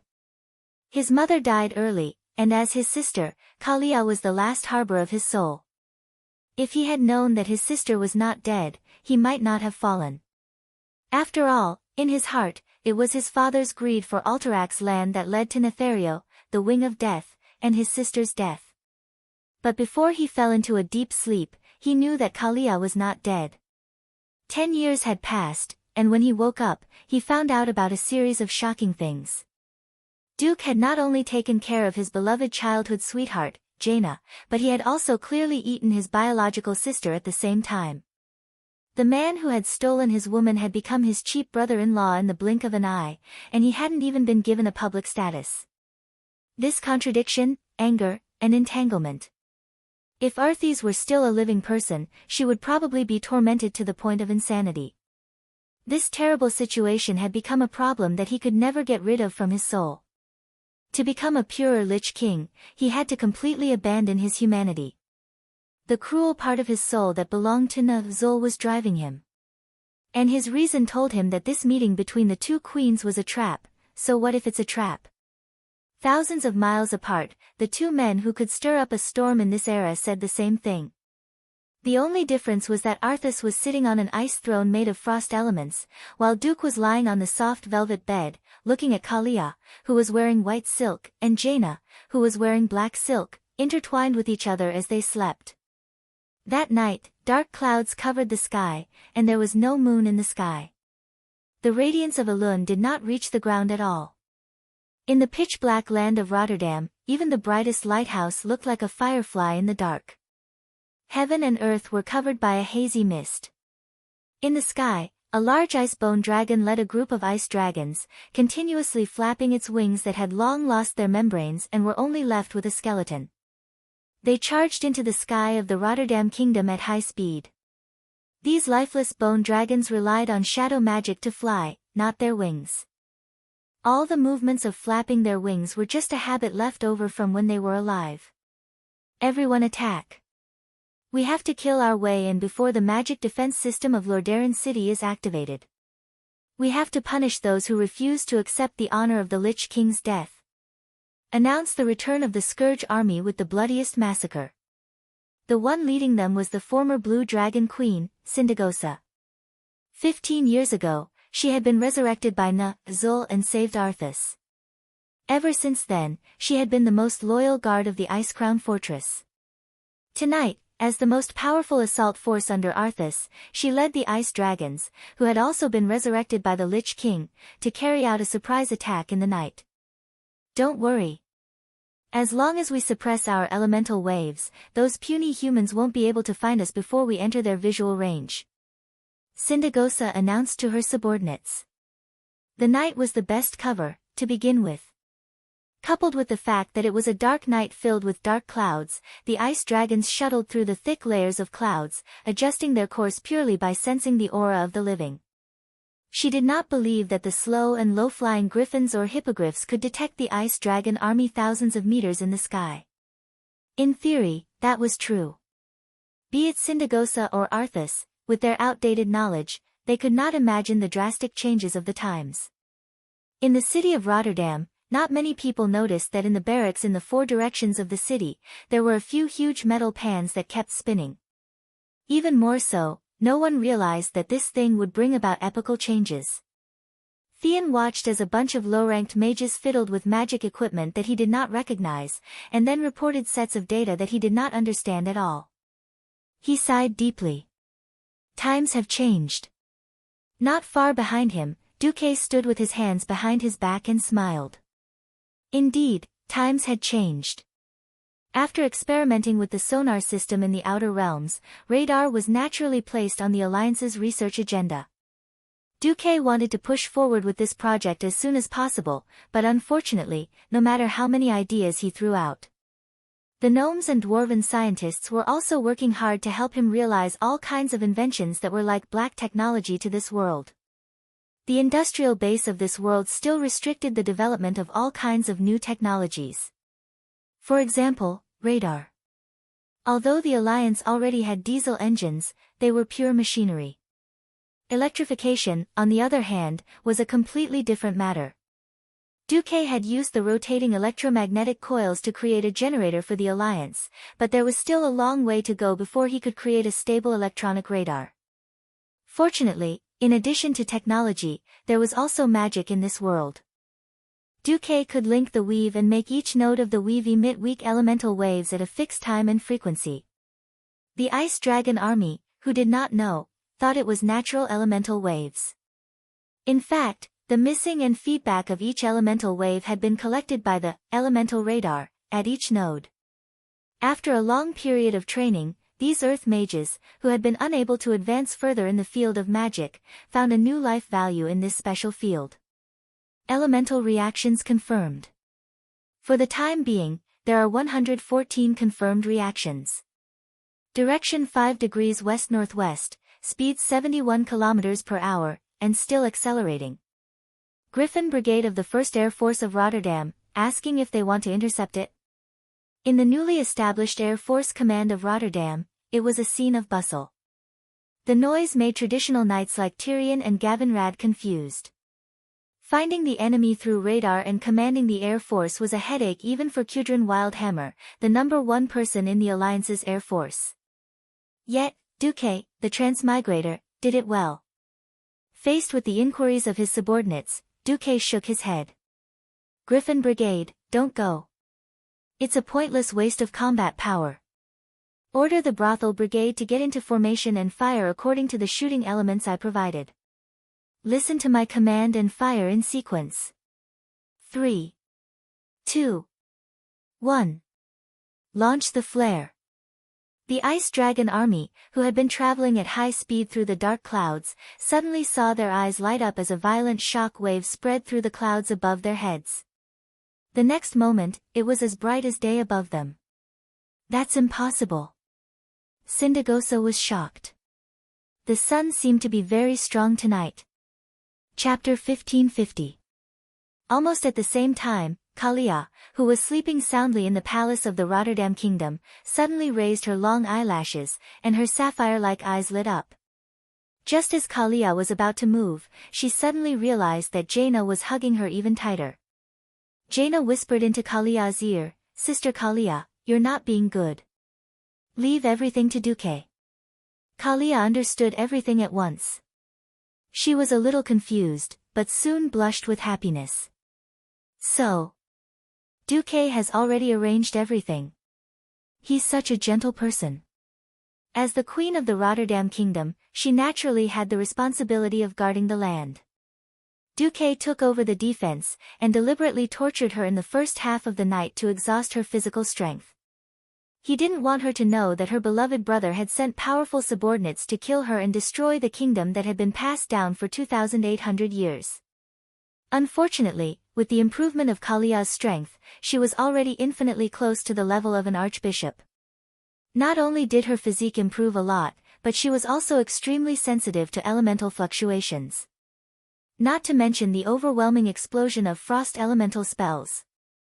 However, tonight, Kalia was willing to be Duque's woman again, and not the queen of a kingdom. She entered a sweet dream, and what appeared in the beautiful dream was the beautiful rose of ice and fire that Duque had given her when she first met him. It was an otherworldly beauty. There was actually quite a commotion 10 kilometers away from the Rotterdam kingdom. With the accurate shooting of the flares, all the ice dragons appeared in front of the various monitoring stations, and the lookouts with binoculars kept reporting the location of the ice dragons. Then, the battleships of the royal brothel launched a fierce bombardment. It was a terrifying rain of cannons that spanned nearly 10,000 meters. The cannonballs pierced through the sky, and countless arcs of light with terrifying power were drawn in the night sky. Although the ice dragons were essentially undead, and their resistance to physical damage was quite high, the Calamity Army, who was uninformed, did not know that the Alliance had long installed a large number of blessings of holy light cannonballs. The cannonballs that exploded not only had physical damage, but also had the dual attributes of fire elemental and holy light. Ice Dragon's ice shield was easily broken like a soap bubble. In just one face-to-face encounter, more than 30 bone dragons had unfortunately been directly hit by multiple cannonballs. The destructive power was so terrifying that it was beyond Syndagosa's imagination. It blew up the bone dragon with its incomparably tough bones in one go. The sturdy bones that even the orc's axes couldn't even leave a white mark on them were smashed into pieces like rotten wood. The bone fragments that emitted a large amount of frost elements bloomed in the sky of the Rotterdam kingdom like snowflakes that were blown away by the wind. Impossible! Syndagosa exclaimed. Disperse! Spread out! The ice dragons in the sky had completely lost their formation. They tried to control the elements around them that had become chaotic and maintained their flying state. Some of them fluttered their wings and flew up, some turned around rapidly, and some dove down. With all kinds of dodging movements, the second wave of shells only caused limited damage. About 7 ice dragons were destroyed, and the rest were mostly lightly injured. Idiot! Do you think this is the end? With a cold announcement, Syndagosa suddenly realized that a night elf in a pure white priest's robe had raised her hands high in the sky to the east. Holy and holy radiance blossomed from her body. The divine might of the moon goddess Elun also descended in the next second. It was another meteor-like object that fell from the sky, but this time, it was not cannonballs, but meteorites from the void battlefield. Under the guidance of High Priest Tyrant of the Shrine of the Moon and the restraint of the divine power of the moon goddess, meteorites of various sizes broke through the atmosphere and hit the ice dragons with terrifying kinetic energy. The humorous WIRMS, whose bodies were extremely tough, were hit by the terrifying meteor fall. They immediately exploded like building blocks that had been kicked apart. No, Syndagosa let out an angry howl of the soul. Ice dragons were not ordinary WIRMS. They were all blue dragons that had been killed on the spot when Nisario betrayed the Dragon Sleep Shrine. Only dead blue dragons could become ice dragons. Hence, every time an ice dragon was destroyed, there would be one less ice dragon. There were not many adult blue dragons left in the Blue Dragon Legion. How could there be so many ice dragons to replenish? Syndagosa was infuriated. She screamed, urging the strongest of the ice dragons to attack Tyrande with her. Humph. You want to hurt Sister Tyrande? You have to get past me first. Sylvanas appeared, riding Varistaz, the once extremely powerful red dragon. The power of the artifact, Wrath of the Stars, was maximized in her hands. If the cannonballs and meteor fall could still be seen, Queen Sylvanas' divine arrows were so fast that it was almost impossible to see them with the naked eye. The souls of the ice dragons trembled. They instinctively wanted to dodge the divine arrows that represented destruction and destruction. Unfortunately, dodging was too difficult for the ice dragons with their huge bodies. When they were alive, they still had hard scales, tough dragon skin, and muscles to protect them. Now, once their bodies were destroyed, it would be their doomsday. Once their souls, filled with hatred and anger, lost their corpses, all that awaited them was complete dissipation. Sindagosa was furious. She opened her hideous mouth wide, making the fangs in her mouth even sharper. "You're just a crippled ancient dragon." Yes, she was dead, so dead that only her bones remained. But as an ancient dragon personally resurrected by the Lich King, she had more ice elemental circuits carved into her body than any other ice dragon. Perhaps her melee abilities were not as good as when she was alive, but her control over the elements was better than before. In front of her, Varistaz was really not enough. Unexpectedly, Queen Sylvanas laughed. "I'm only responsible for stopping others from getting close to Sister Tyrande. Sindagosa, your opponent, is her." Queen Sylvanas pointed her right index finger at the sky. Roar! A domineering dragon roar rang out. A huge creature was descending from the void above the atmosphere at high speed. It swooped down with its huge wings, which were like black clouds in the sky. Every time it flapped its wings, the clouds that were stirred up were reminiscent of a terrifying storm. Like a meteor, it flew diagonally through the atmosphere. The crimson color on its wings told everyone that it was terrifyingly hot. There was no need to spit out dragon breath. The air turbulence caused by the flapping of its wings was already filled with crimson sparks that flew everywhere. At a glance in the dark, one would think that it was the Red Dragon Queen, Alexstrasza, the giver of life. However, the blackness that seemed to come from the deepest and farthest abyss told others that she was the current Earth aspect dragon, Onyxia. Chapter 1551. Oh. Is the food in the void that good? I think you've gotten fatter. Duque's magical message was sent directly into Onyxia's ears. Bastard master, this is the power of that damned dragon aspect. I don't like it at all. Onyxia began to complain on the spot. Good, good, good. Thank you for your hard work. Finish it quickly. Humph.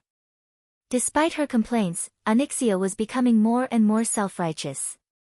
Looking at Sindagosa, Onyxia suddenly felt like she was in a trance. Thinking back to the fate that Duque had shown her, she subconsciously compared the tragic fate that she should have suffered to this blue dragon queen, who was filled with tragedy. If I continue to walk the path of evil, perhaps this will be my fate. She was not a kind dragon to begin with, and her so-called sigh only lasted for a second. When she became serious, her black vertical pupils, which were wrapped in golden yellow, only had a coldness that seemed to belong to the ruler of all living things. As the mount of the god of fate, she looked down at yet another pitiful creature that had fallen into the trap of fate. Sindagosa.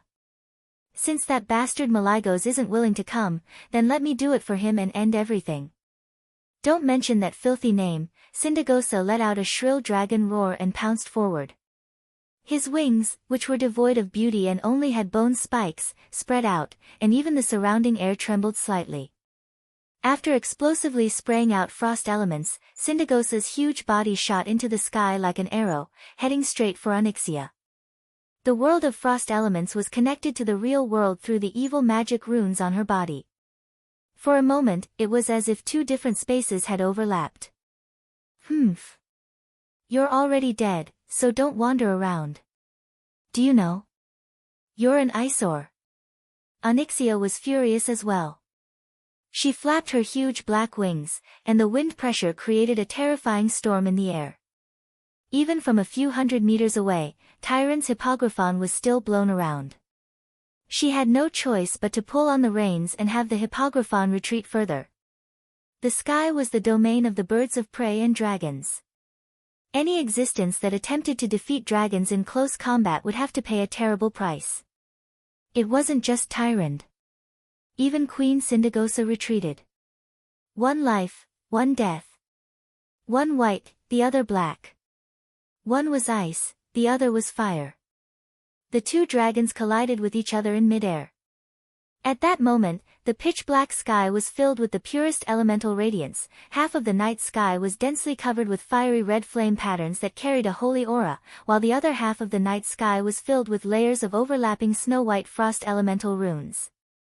Two utterly different scenes separated the entire sky. At the beginning, it was just a small region of elements colliding with each other.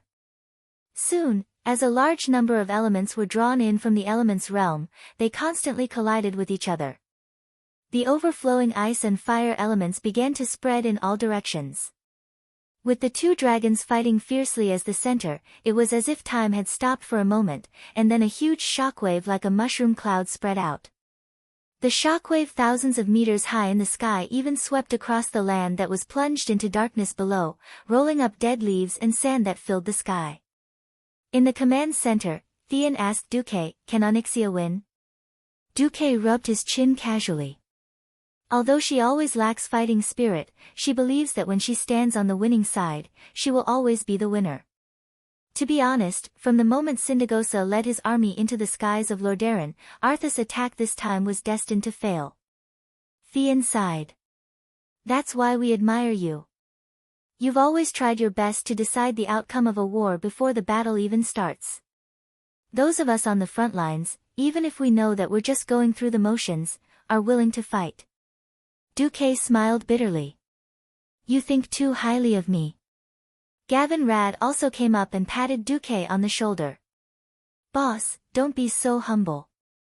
We're all thinking that if you can always be so brilliant, it wouldn't matter even if you lead the Alliance for 100 or 1,000 years. Duque's heart skipped a beat. He didn't know how to describe this feeling. What did a great man say in the past? Absolute power leads to absolute corruption. Duque had always thought of himself as a layman. Even now that he had stepped into the divine realm, he still didn't feel like a true god. He had become a demigod more out of a desire for power. However, this desire was only based on the goal of defeating the Burning Legion. What would happen after defeating the Burning Legion? Perhaps Azeroth would already be very peaceful. Would he still have the drive and the sense of urgency he had now, and put all his thoughts on promoting the world forward? The answer was obviously, no. Thinking of this, Duque smiled and shook his head. "No, my term as commander will only last until the Burning Legion is defeated. The day of the decisive battle between Azeroth and the Burning Legion that I saw in the River of Fate is not far from now." As he spoke, Duque raised his hands and put up 10 fingers. 10 years. 10 years at most. The Legion will launch a general attack on Azeroth. Whether the world can survive, and whether our children can have a future, depends on the next 10 years. Duque's words caused the surrounding people to be moved. Gavin Rad was the first to laugh. "It's just 10 years. I've been with you for 25 years since I was 20, boss. 10 more years won't make a difference. If I feel like I can't fight anymore, then please give me that. Anyway, when I'm 80, even if I don't die, I'll kill myself." Theon raised Ashbringer in his hand. "Alexandros passed it on to me, and I won't let him down. If I can't fight anymore, I'll be like him and pass on this divine artifact as a spark of hope." Duque smiled. The 5 Silver Saints. It's not time to retire from the stage of history. For some reason, I have a hunch that Turayan and Sidon aren't dead yet. When we fight the Burning Legion, they'll definitely run out of nowhere, crying and begging to join us. Hearing this, Theon and Gavin Rad froze for a moment, and then smiled brightly. They weren't sure, but their intuition told them that Duque must have confirmed something from the River of Fate, and was using this obscure method to encourage them. While they were chatting, the outcome of the massive battle in mid-air had been decided. The result was not surprising at all. Bone dragons didn't have an advantage in hand-to-hand combat after losing their muscles and skin scales. The ice elemental magic circuit that the Lich King had given her wasn't her own, after all. Sindagosa, who didn't have the upper hand in the elemental duel, was seized by Onyxia and struck her in the waist with her dragon tail. With the crisp sound of bones breaking, she screamed and fell from the air. Chapter 1552. Surprisingly, Onyxia didn't pursue him immediately. Instead, the Lordaeron Command Center received a magical message from her. Bombard Sindagosa. The coordinates are. After Onyxia reported the coordinates in one breath, the female mage in charge of magical communication was stunned for a full 2 seconds and couldn't react. What? Didn't you hear? Did the magical communication get disrupted? Only then did the female mage come to her senses and repeat the coordinates, which were quickly conveyed to the Royal Brothel Regiment. The female mage was not to be blamed. After all, in everyone's impression, the dragons were the most conservative and stubborn. They could hold on to the orders left behind by the Titans and guard Azeroth for a full 25,000 years without changing.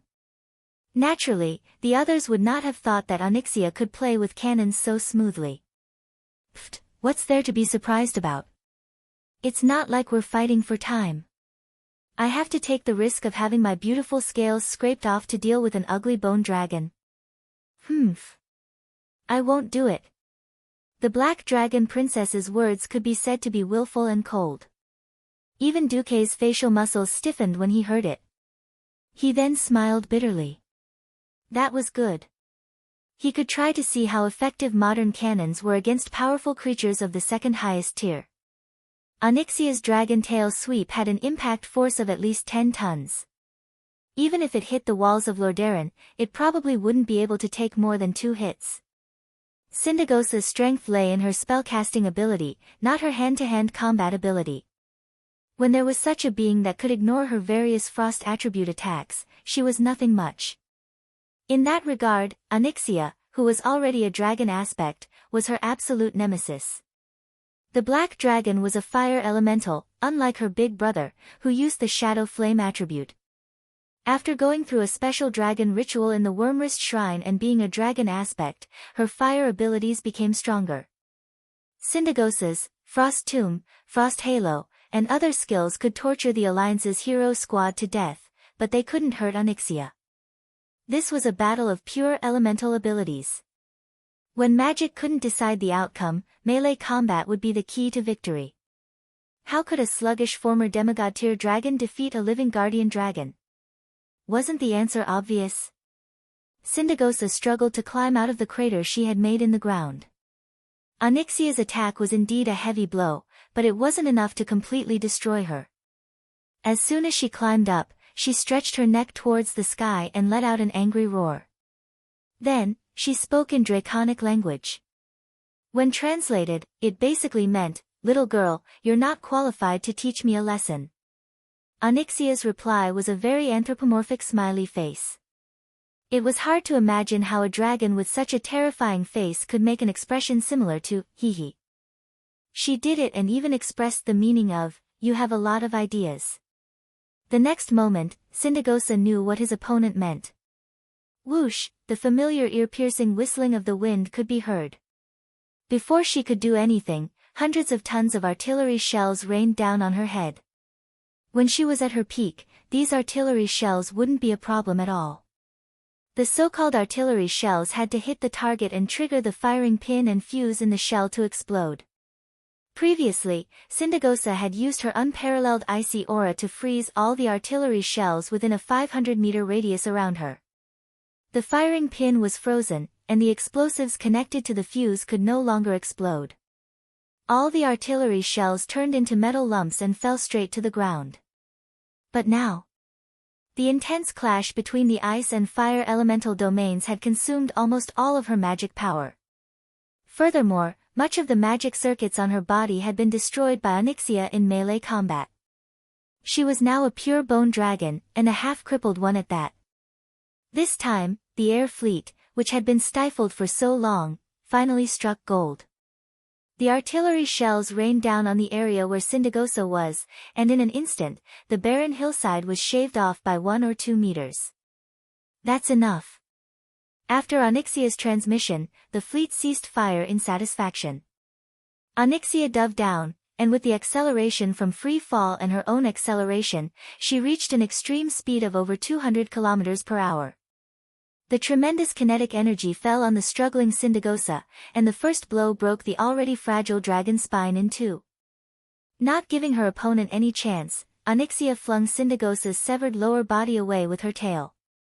Her 4 dragon claws latched onto her opponent's bony wings, shoulder blades, and neck.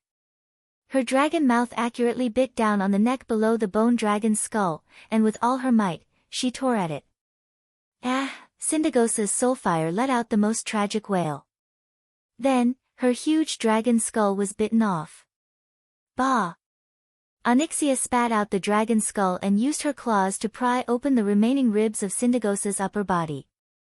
At almost zero distance, she used her ultimate move against the dark blue soulfire on the bone dragon's chest. Onyxia took a deep breath. It was a classic move that made countless players' scalps go numb. Deep breath. The scorching heat melted the nearby sand into a translucent glass-like substance. Not to mention Sindagosa, who bore the brunt of the attack. After adding another dragon breath to the soulfire on Sindagosa's skull, Onyxia grabbed the skull with her claws and flew unhurriedly towards the command center in Lordaeron. Under the focus of the magic searchlights, Onyxia, who was larger than before, slowly flapped her wings and descended. She casually threw Sindagosa's skull into an empty space, and under the gaze of thousands of Alliance soldiers, she once again became Countess Katrana. The Alliance recruits who hadn't seen this scene let out cries of surprise. If it were the Black Dragon Princess of the past, she would definitely be pissed. But now, she pretended not to hear it. Gently holding the hem of her red dress with both hands, Onyxia came before Duque and the higher-ups of the Alliance. She knelt on one knee and said in a clear voice. "My beloved lord.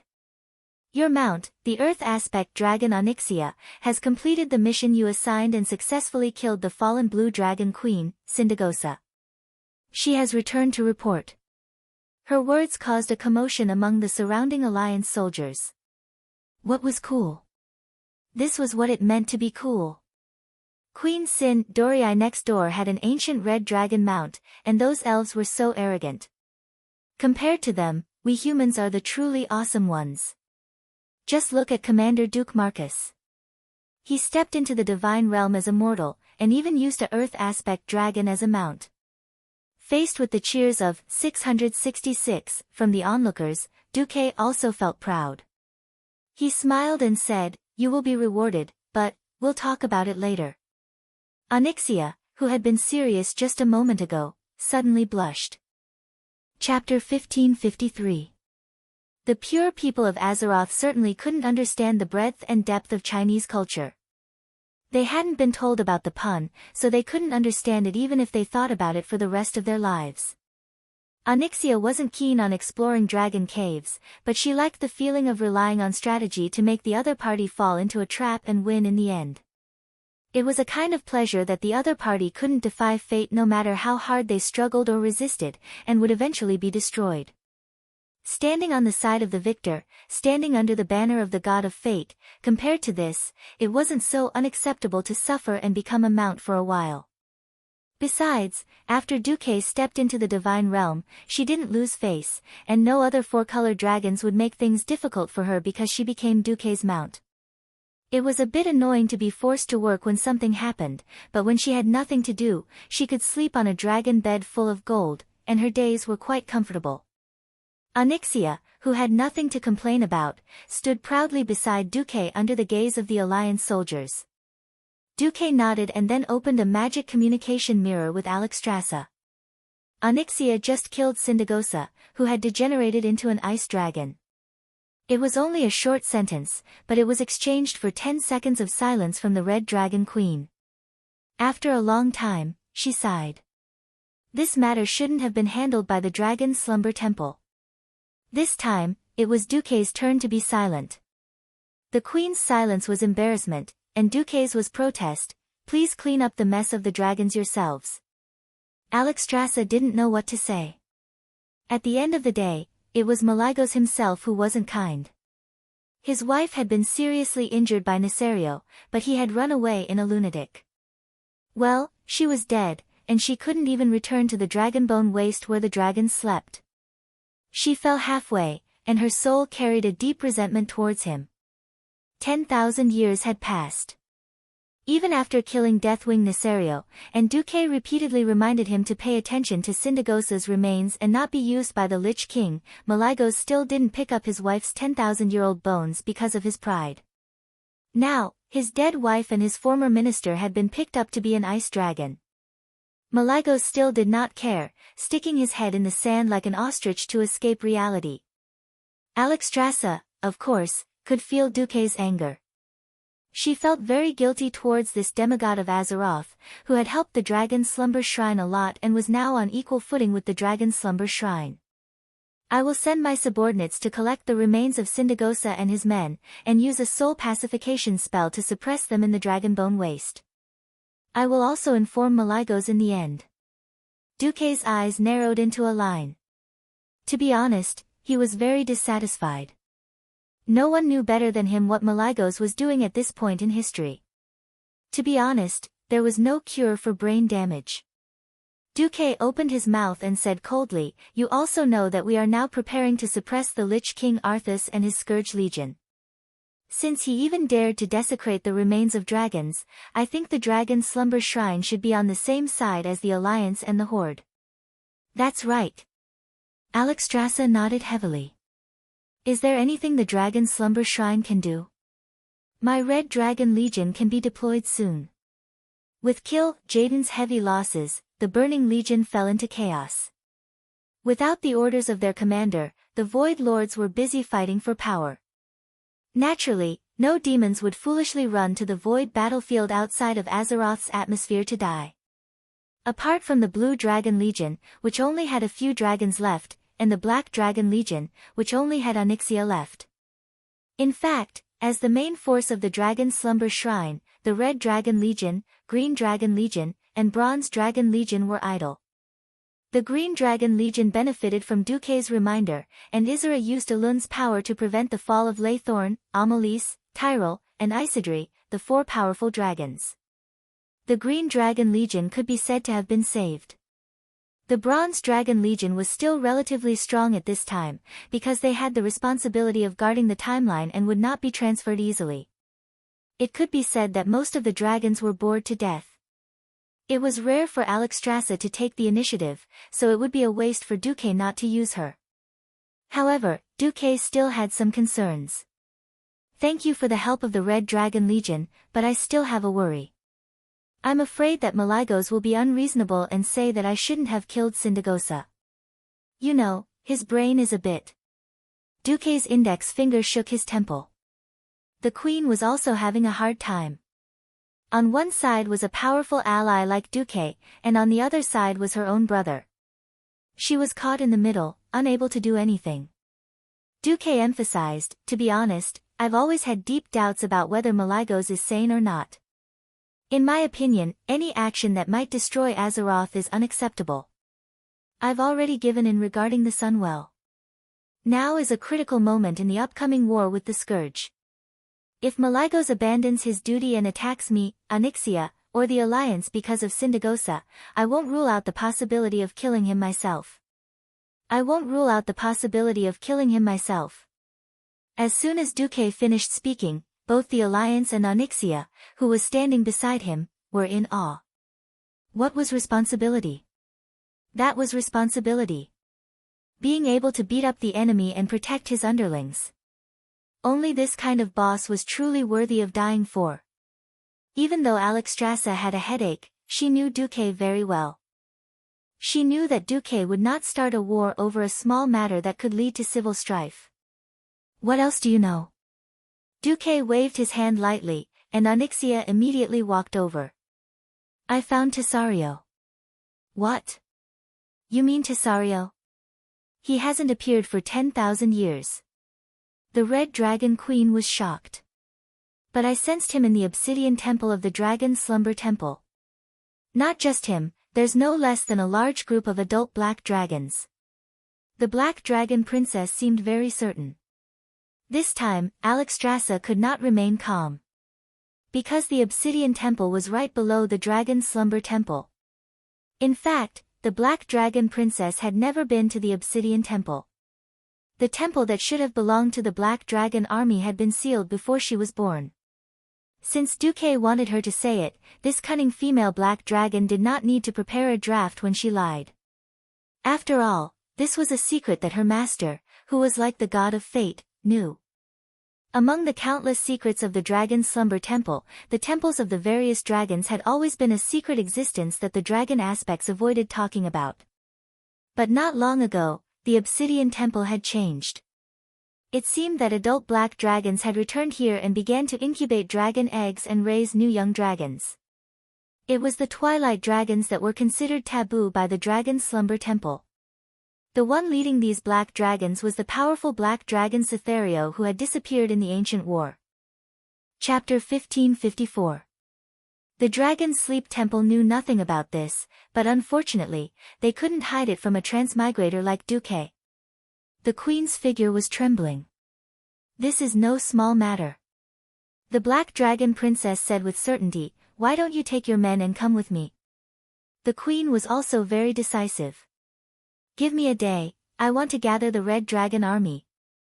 Tomorrow at noon, I'll wait for you at the Dragon Sleep Temple." Okay. After agreeing with Onyxia, the queen looked at Duque again. "The Dragon Sleep Temple owes you another favor. If Malygos really does something reckless without asking for a reason, the Dragon Sleep Temple will stand on the side of justice." The queen said this, which meant that if it really came to that, the dragons could only give up on Malygos. After all, they knew their brother's trap best. In these 10,000 years, hadn't the queen lamented Malygos countless times? In the past, Azeroth wasn't dangerous. If Malygos wanted to be crazy or autistic, it was up to him. Now, he kept making mistakes. If it wasn't for him helping to guard the Void battlefield a while ago, Alexstrasza almost wanted to start a vote in the Dragon Sleep Temple to remove him from his position as the Blue Dragon King. Just now, Duque had been tough because he wanted her to see the big picture. Any existence that stood in the way of protecting Azeroth would be crushed to pieces. It wasn't that she hadn't heard the argument that Malygos should ban mortals from using magic and bring it under his jurisdiction. In fact, if she really did that, where would Duque, the demigod of the Weave, stand? The alliance led by Duque was already the core force against the Burning Legion and the fallen ancient gods. If the Dragon Sleep Temple still protected Malygos at this time, then it would be violating the duty that the Titans had left them. In the face of the big picture, Alexstrasza had to make a promise. Duque was very satisfied. Letting the Dragon Sleep Temple clean up first was actually clearing the mines in advance. This was like cutting off the enemy's claws and teeth in advance. This method of weakening the opponent step by step and then dealing a fatal blow just so happened to be what Onyxia valued and liked the most. Ending the magic communication, Duque felt Onyxia's scorching gaze. He turned slightly and met Onyxia's eyes. Interestingly, Duque felt that her gaze had become similar to Vashti's. It was a pleasant surprise that the Black Dragon girl, who used to be a little reluctant, would change like this. Ignoring her, Duque turned to Theon. "Tonight's mission has been accomplished. Cancel the red alert and lower the alert level to yellow." Theon nodded. Understood. There was no need for Duque to make arrangements for small matters like defense. Although Gavin Rad suggested speeding up the construction of the Fearless Stronghold, Duque shook his head and refused. In the world of ice and snow, the Lich King's family wasn't the only one looking for trouble. After the internal troubles of the Dragon's Slumber Shrine were eliminated, there were only 2 enemies left. To be precise, it was 1.5. At this time, another magical message came. It was from Queen Sylvanas. "Duque, a few half-crippled bone dragons escaped here. Tyrant and I have decided to train the Aerial Knight's pursuit ability. We won't go back tonight." Duke nodded. "All right, thank you for your hard work. Fighting against an overlord of the sky like ice dragons was a rare experience. And in a situation where they had the upper hand, training the troops like this would reduce their losses. It was impossible for Arthas to not have any ice dragons left. Training the troops now would greatly reduce losses when the time came. With a wave of his hand, Duque opened a portal and brought Onyxia back to the Lordaeron palace. Seeing the familiar light of the portal, the guards guarding the fixed portal still gripped their weapons dutifully. Seeing that it was Duque, they heaved a sigh of relief and saluted. Duque arrived at Kalia's palace unimpeded. As soon as the door opened, Kalia, who was wearing a nightgown, pounced on him and gave Duque a pecking kiss. I heard. Thank you, Duque, Kalia said excitedly. Beside her was Gianna, who was smiling. Seeing the black dragon princess beside her, Kalia let go of Duque and grabbed her hand. Thank you too, Onyxia. The black dragon princess was clearly not used to such intimate contact. She looked like she wanted to pull her hand back, but did not dare to. After a while, she could only bite the bullet and say, "This is Master's order." Her face was full of an "I didn't do it willingly" expression. But it is still a fact that you helped defend Lordaeron. Kalia held the black dragon's hand and leaned her head closer. The black dragon was not used to the burning light in her eyes. Most dragons were aloof. After Onyxia was born by her mother, she did not have any family warmth to speak of. Sinestra had been merciful enough not to kill the two siblings back then. After growing up, even her eldest brother, Nefarian, was in a relationship of mutual benefit. When had she ever experienced such intimate gratitude? It wasn't until this moment that Onyxia realized that she had social phobia in her bones. Not to mention the nobles of Stormwind that she played with back then. They were just pawns. When she really put the other party in the same position as her, she was suddenly at a loss. Just as she was about to retreat, Duke had already blocked her path of retreat without her noticing. Duque smirked. He suddenly realized that the clumsy black dragon princess actually had a cute side. It's very simple, Onyxia. Just say, "No need to thank me, this is what I should do." That's very likable. What's the point of being stubborn now? What was originally cute will become not cute at all. Cute? Onyxia felt as if a certain soft part of her heart had been struck by lightning. Her whole body trembled, but she could not tell why. Cute? Can someone like me be cute? She muttered to herself in a daze. Even before she came out of her shell, she felt that she had always been associated with words like terror, ferociousness, destruction, and destruction. Even her own mother would only look at her with a mixture of fear and horror. As she grew up, she began to enslave many monsters, dragon men, and a bunch of random creatures. Every existence looked at her with the same gaze. She used to feel uncomfortable, but after she got used to it, she told herself that she should be happy. Gradually, her heart became twisted. Unexpectedly, after being treated as spineless and depraved submission. After being a mount for so long, she discovered another kind of feeling. Strangely, she found that her heart instinctively desired this kind of feeling. Cute, me? Yes, you are very cute now. Duque was amused. He suddenly realized that when he poked the black dragon princess' waist with his finger, she actually made a sound similar to a cat's meow. It was so charming. Chapter 1555. After a night of dragon taming, Duque was starting to doubt his life. Onyxia's taming last night made him think that he was dealing with Kalia, and not the once cunning and sinister evil female black dragon. But this was good, as it saved him the trouble of keeping a close eye on her. Having two female Eridar demons under him was enough of a headache. Playing this kind of game of mutual deception would be tiring. Of course, he had to be rewarded. When Onyxia woke up, Duque told her a secret. Have you heard of Archephon's treasury? Of course, Onyxia had never heard of this thing before, but that didn't stop her from hearing the most important word, treasure vault. Treasures were the love of greedy she-dragons. What? Tell me. Countess Katrana, who used to exude a seductive aura, was now a greasy little fairy. The treasury is at Wintergrass Lake. There is indeed a lot of good equipment there, but you won't want them. Why?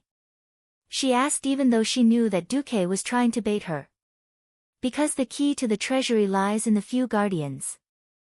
Wintergrass Lake, where the treasury was located, was the largest lake in Northrend. With its unique strategic location and rich elemental materials, it naturally became a place that the Alliance and the Horde fought over. Now that the Horde's army had not set off, and young Salufar was still gathering his subordinates in the barren lands, Arcafon's treasury naturally had nothing to do with the Horde. The location of the treasury was rather sensitive. From the map of Azeroth, the shape of Northrend in the north was a bit like a big kidney.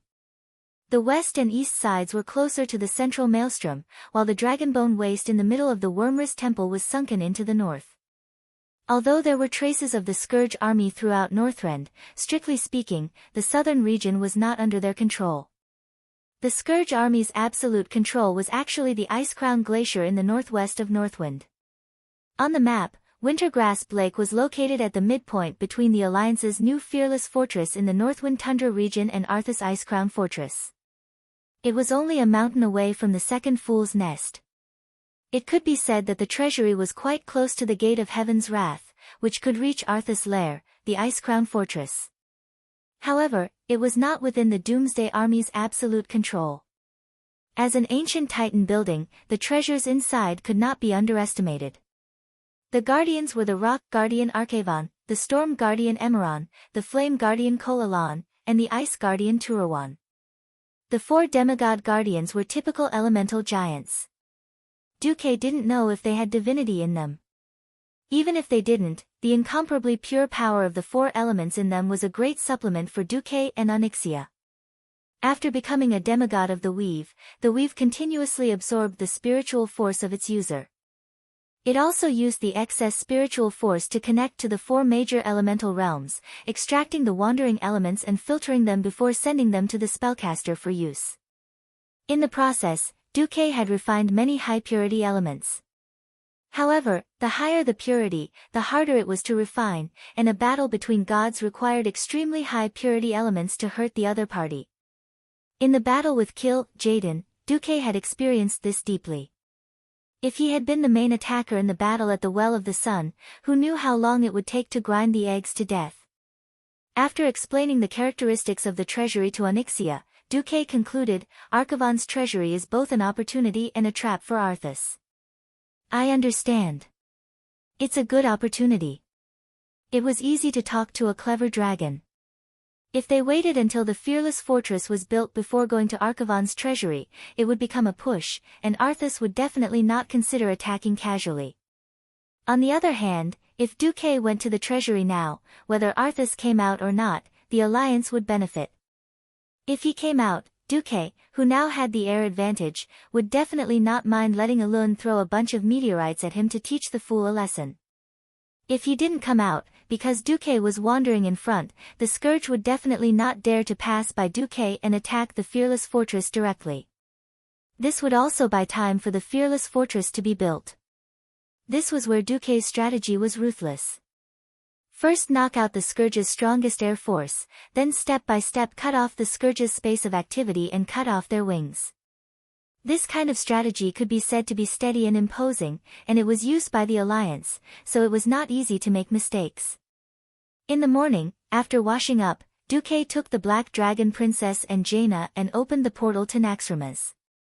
In the command post of this flying fortress, Duque held a video conference with the Alliance leaders. Magni Bronzebeard was the first to ask, "What? You said you want to attack Arcavon's treasury?" "I have no problem with this, but Duque, do you mean we are going to attack Anjasa, the Gate of Heaven's Wrath?" Duque raised his hand, and a general 3D map of the Icecrown Glacier appeared in front of the kings. It had to be said that Zul and Earthes had chosen a good place for their nest. The terrain of the Icecrown Glacier was very high, located in the northwest of Northrend, with an average altitude of more than 1,000 meters. The whole area looked like a omega on the map, or it could be said to be shaped like a horseshoe. Duque explained, there are only 2 ways to reach the Icecrown Fortress where the Lich King Earthes is located. One is to attack the Gate of Heaven's Wrath in the southwest side of the mountain, and after that, the Ice-Crown Fortress is right above the gate. The second is to obediently follow the Lich King's line of defense from the southeast all the way to the north side of the canyon, braving the firepower from the top of the canyon, then circle back from the north to the Court of Bones, in the southwest, and finally kill their way to the Ice-Crown Fortress. This choice would make any commander with a little common sense frown. This kind of detour was simply sending food to the Scourge army. Not to mention the firepower from the top of the canyon, just the people who died in the canyon and were resurrected on the spot were enough to make the attackers suffer. More and more enemies would appear every minute. Can't we attack from the air? Kudrin frowned deeply. My men are already used to flying in cold weather, give us some time. Duque shook his head, impossible. Duque casually waved his finger, and on the 3D map, the plateau basin where the Ice-Crown Glacier was located was suddenly enveloped by a mournful howl of a blizzard. Duque sternly said, this time, Arthas clearly has the geographical advantage. I have tried many times, but I can't extend the magic net to the Ice-Crown Glacier and the storm cliffs in the east. That is Arthas' absolute home ground, and he can summon a large number of frost elementals in that area at will, destroying all the aerial knights and flying fleets that approach. Chapter 1556. This was going to be hard to deal with. At that moment, all the leaders of the Alliance frowned. Not being able to use their air force was tantamount to wiping out the Alliance's current technological advantage. If they were to return to the most primitive land warfare, how many lives would they have to sacrifice to break through the Ice-Crown Fortress? No. It would be fine if they could calculate the total number of lives lost, but they were afraid that the Scourge army would become stronger and stronger, and the number of undyings would increase. This was not a joke. The whole of Northrend was already full of undyings. Zudak, in the northeast corner of Northrend, was the territory of the ice trolls after the explosion of the Well of Eternity. Now it had become a paradise for the undead. In the southeast corner was the settlement of the savage, violent, and vicious Vrykul people. This group of half-giant bloodline warmongers mistakenly regarded the Lich King as the Lord of Justice, who could lead them to conquer Northrend and even the whole world. The warriors of the various factions who had come on the expedition had become a huge obstacle to their ambitions. The extreme warmongers had completely reduced them to the lackeys of the Scourge army. Under the call of King Imolan, groups of savage Vrykul warriors became undead and turned into the Scourge army as the greatest glory. They used their endless destruction and slaughter to prove their strength in exchange for dying in battle to become the Scourge army. Apart from Duque, no one knew how strong the Lich King Arthas was now. If the elites of the Alliance and the Horde were to be sacrificed, they would be able to create another batch of bone griffins or undead hippogriffs. Then, together with the power of the Scourge army, they would be able to raise the Dragonbone Temple to the ground, turning all the dragon remains in the Dragonbone Waste into undead dragons. Then, Azeroth would be finished. William said, Uncle Duque, do you have any good suggestions? This attack on the Alcaphon treasury is just a simple trap. It doesn't matter if Arthas takes our bait or not. In the big battle, we have to fight steadily. Duque raised his hand, and the chess piece representing the Alliance's army began to move on the 3D map. On the western front, once the Fearless Fortress is built, we will immediately advance all the way north and occupy the entire Northwind Taiga, Sriracha Basin, and Winter Embrace Lake. I hope that the Western Army can use Winter Embrace Lake as a base and cooperate with Naxxramas to confront the Ice-Crown Fortress. We have to create the impression that Naxxramas will hit the Ice-Crown Fortress at any time. Ah! Hufiro let out a small cry. She was shocked by Duque's idea. Naxxramas with Arthas. After all, Naxxramas was a creation of the Titans. No matter how terrible Arthas' cold wind was, it could not blow Naxxramas down with its anti-gravity engine. Losing Naxxramas was akin to the Scourge shooting themselves in the foot. The alliance to with. After everyone paused for a moment, Duke continued, the arrangements for the Western Front are almost done. Magni, I'll give you 50,000 human infantry. I'll leave the Western Front to you. The Dwarf King laughed heartily. The Western Front was made up of dwarves and gnomes. The western front had always been dominated by the dwarves and gnomes, so it was easy for him to go there. Now we have to deal with the eastern front. With a wave of Duque's hand, a fleet model appeared in the east. I need a large-scale landing battle from both the east and west sides of the Howling Fjord. Try to occupy the Vrykels Utgard castle within a week.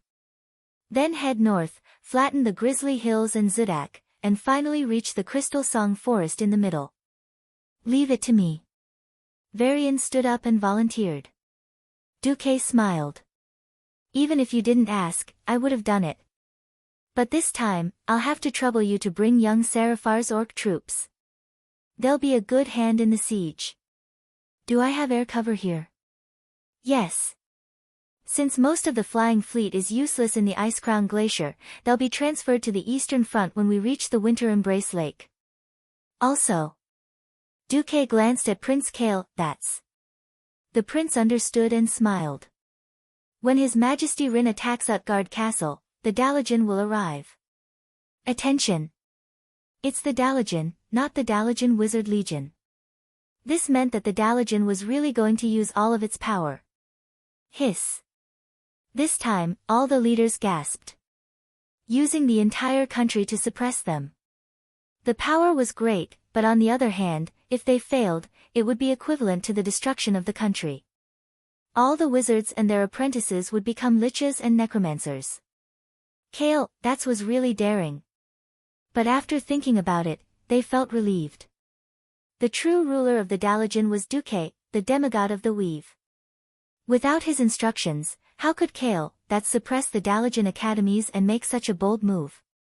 Among the countries, other than the Dalajan, who had the ability to move their capital, there was also the Dreniai's Exodar.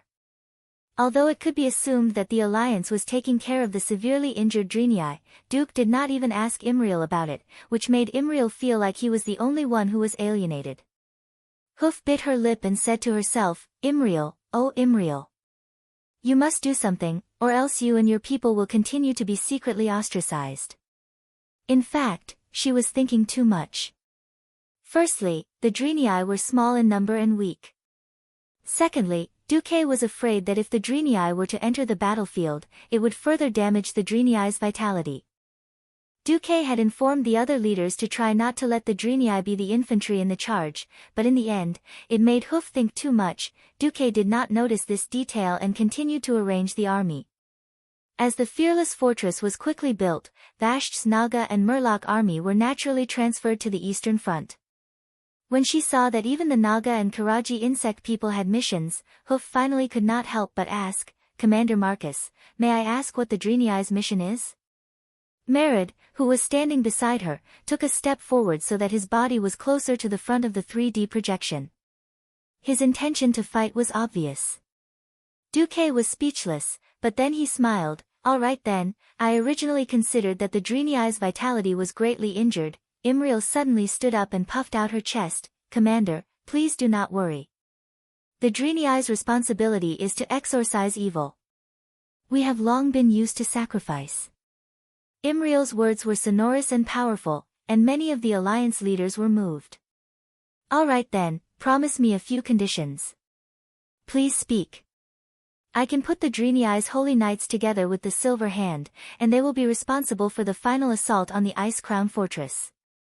But in the assault team, only children without descendants are not allowed to enter, no siblings are allowed to enter, and only one family is allowed to enter.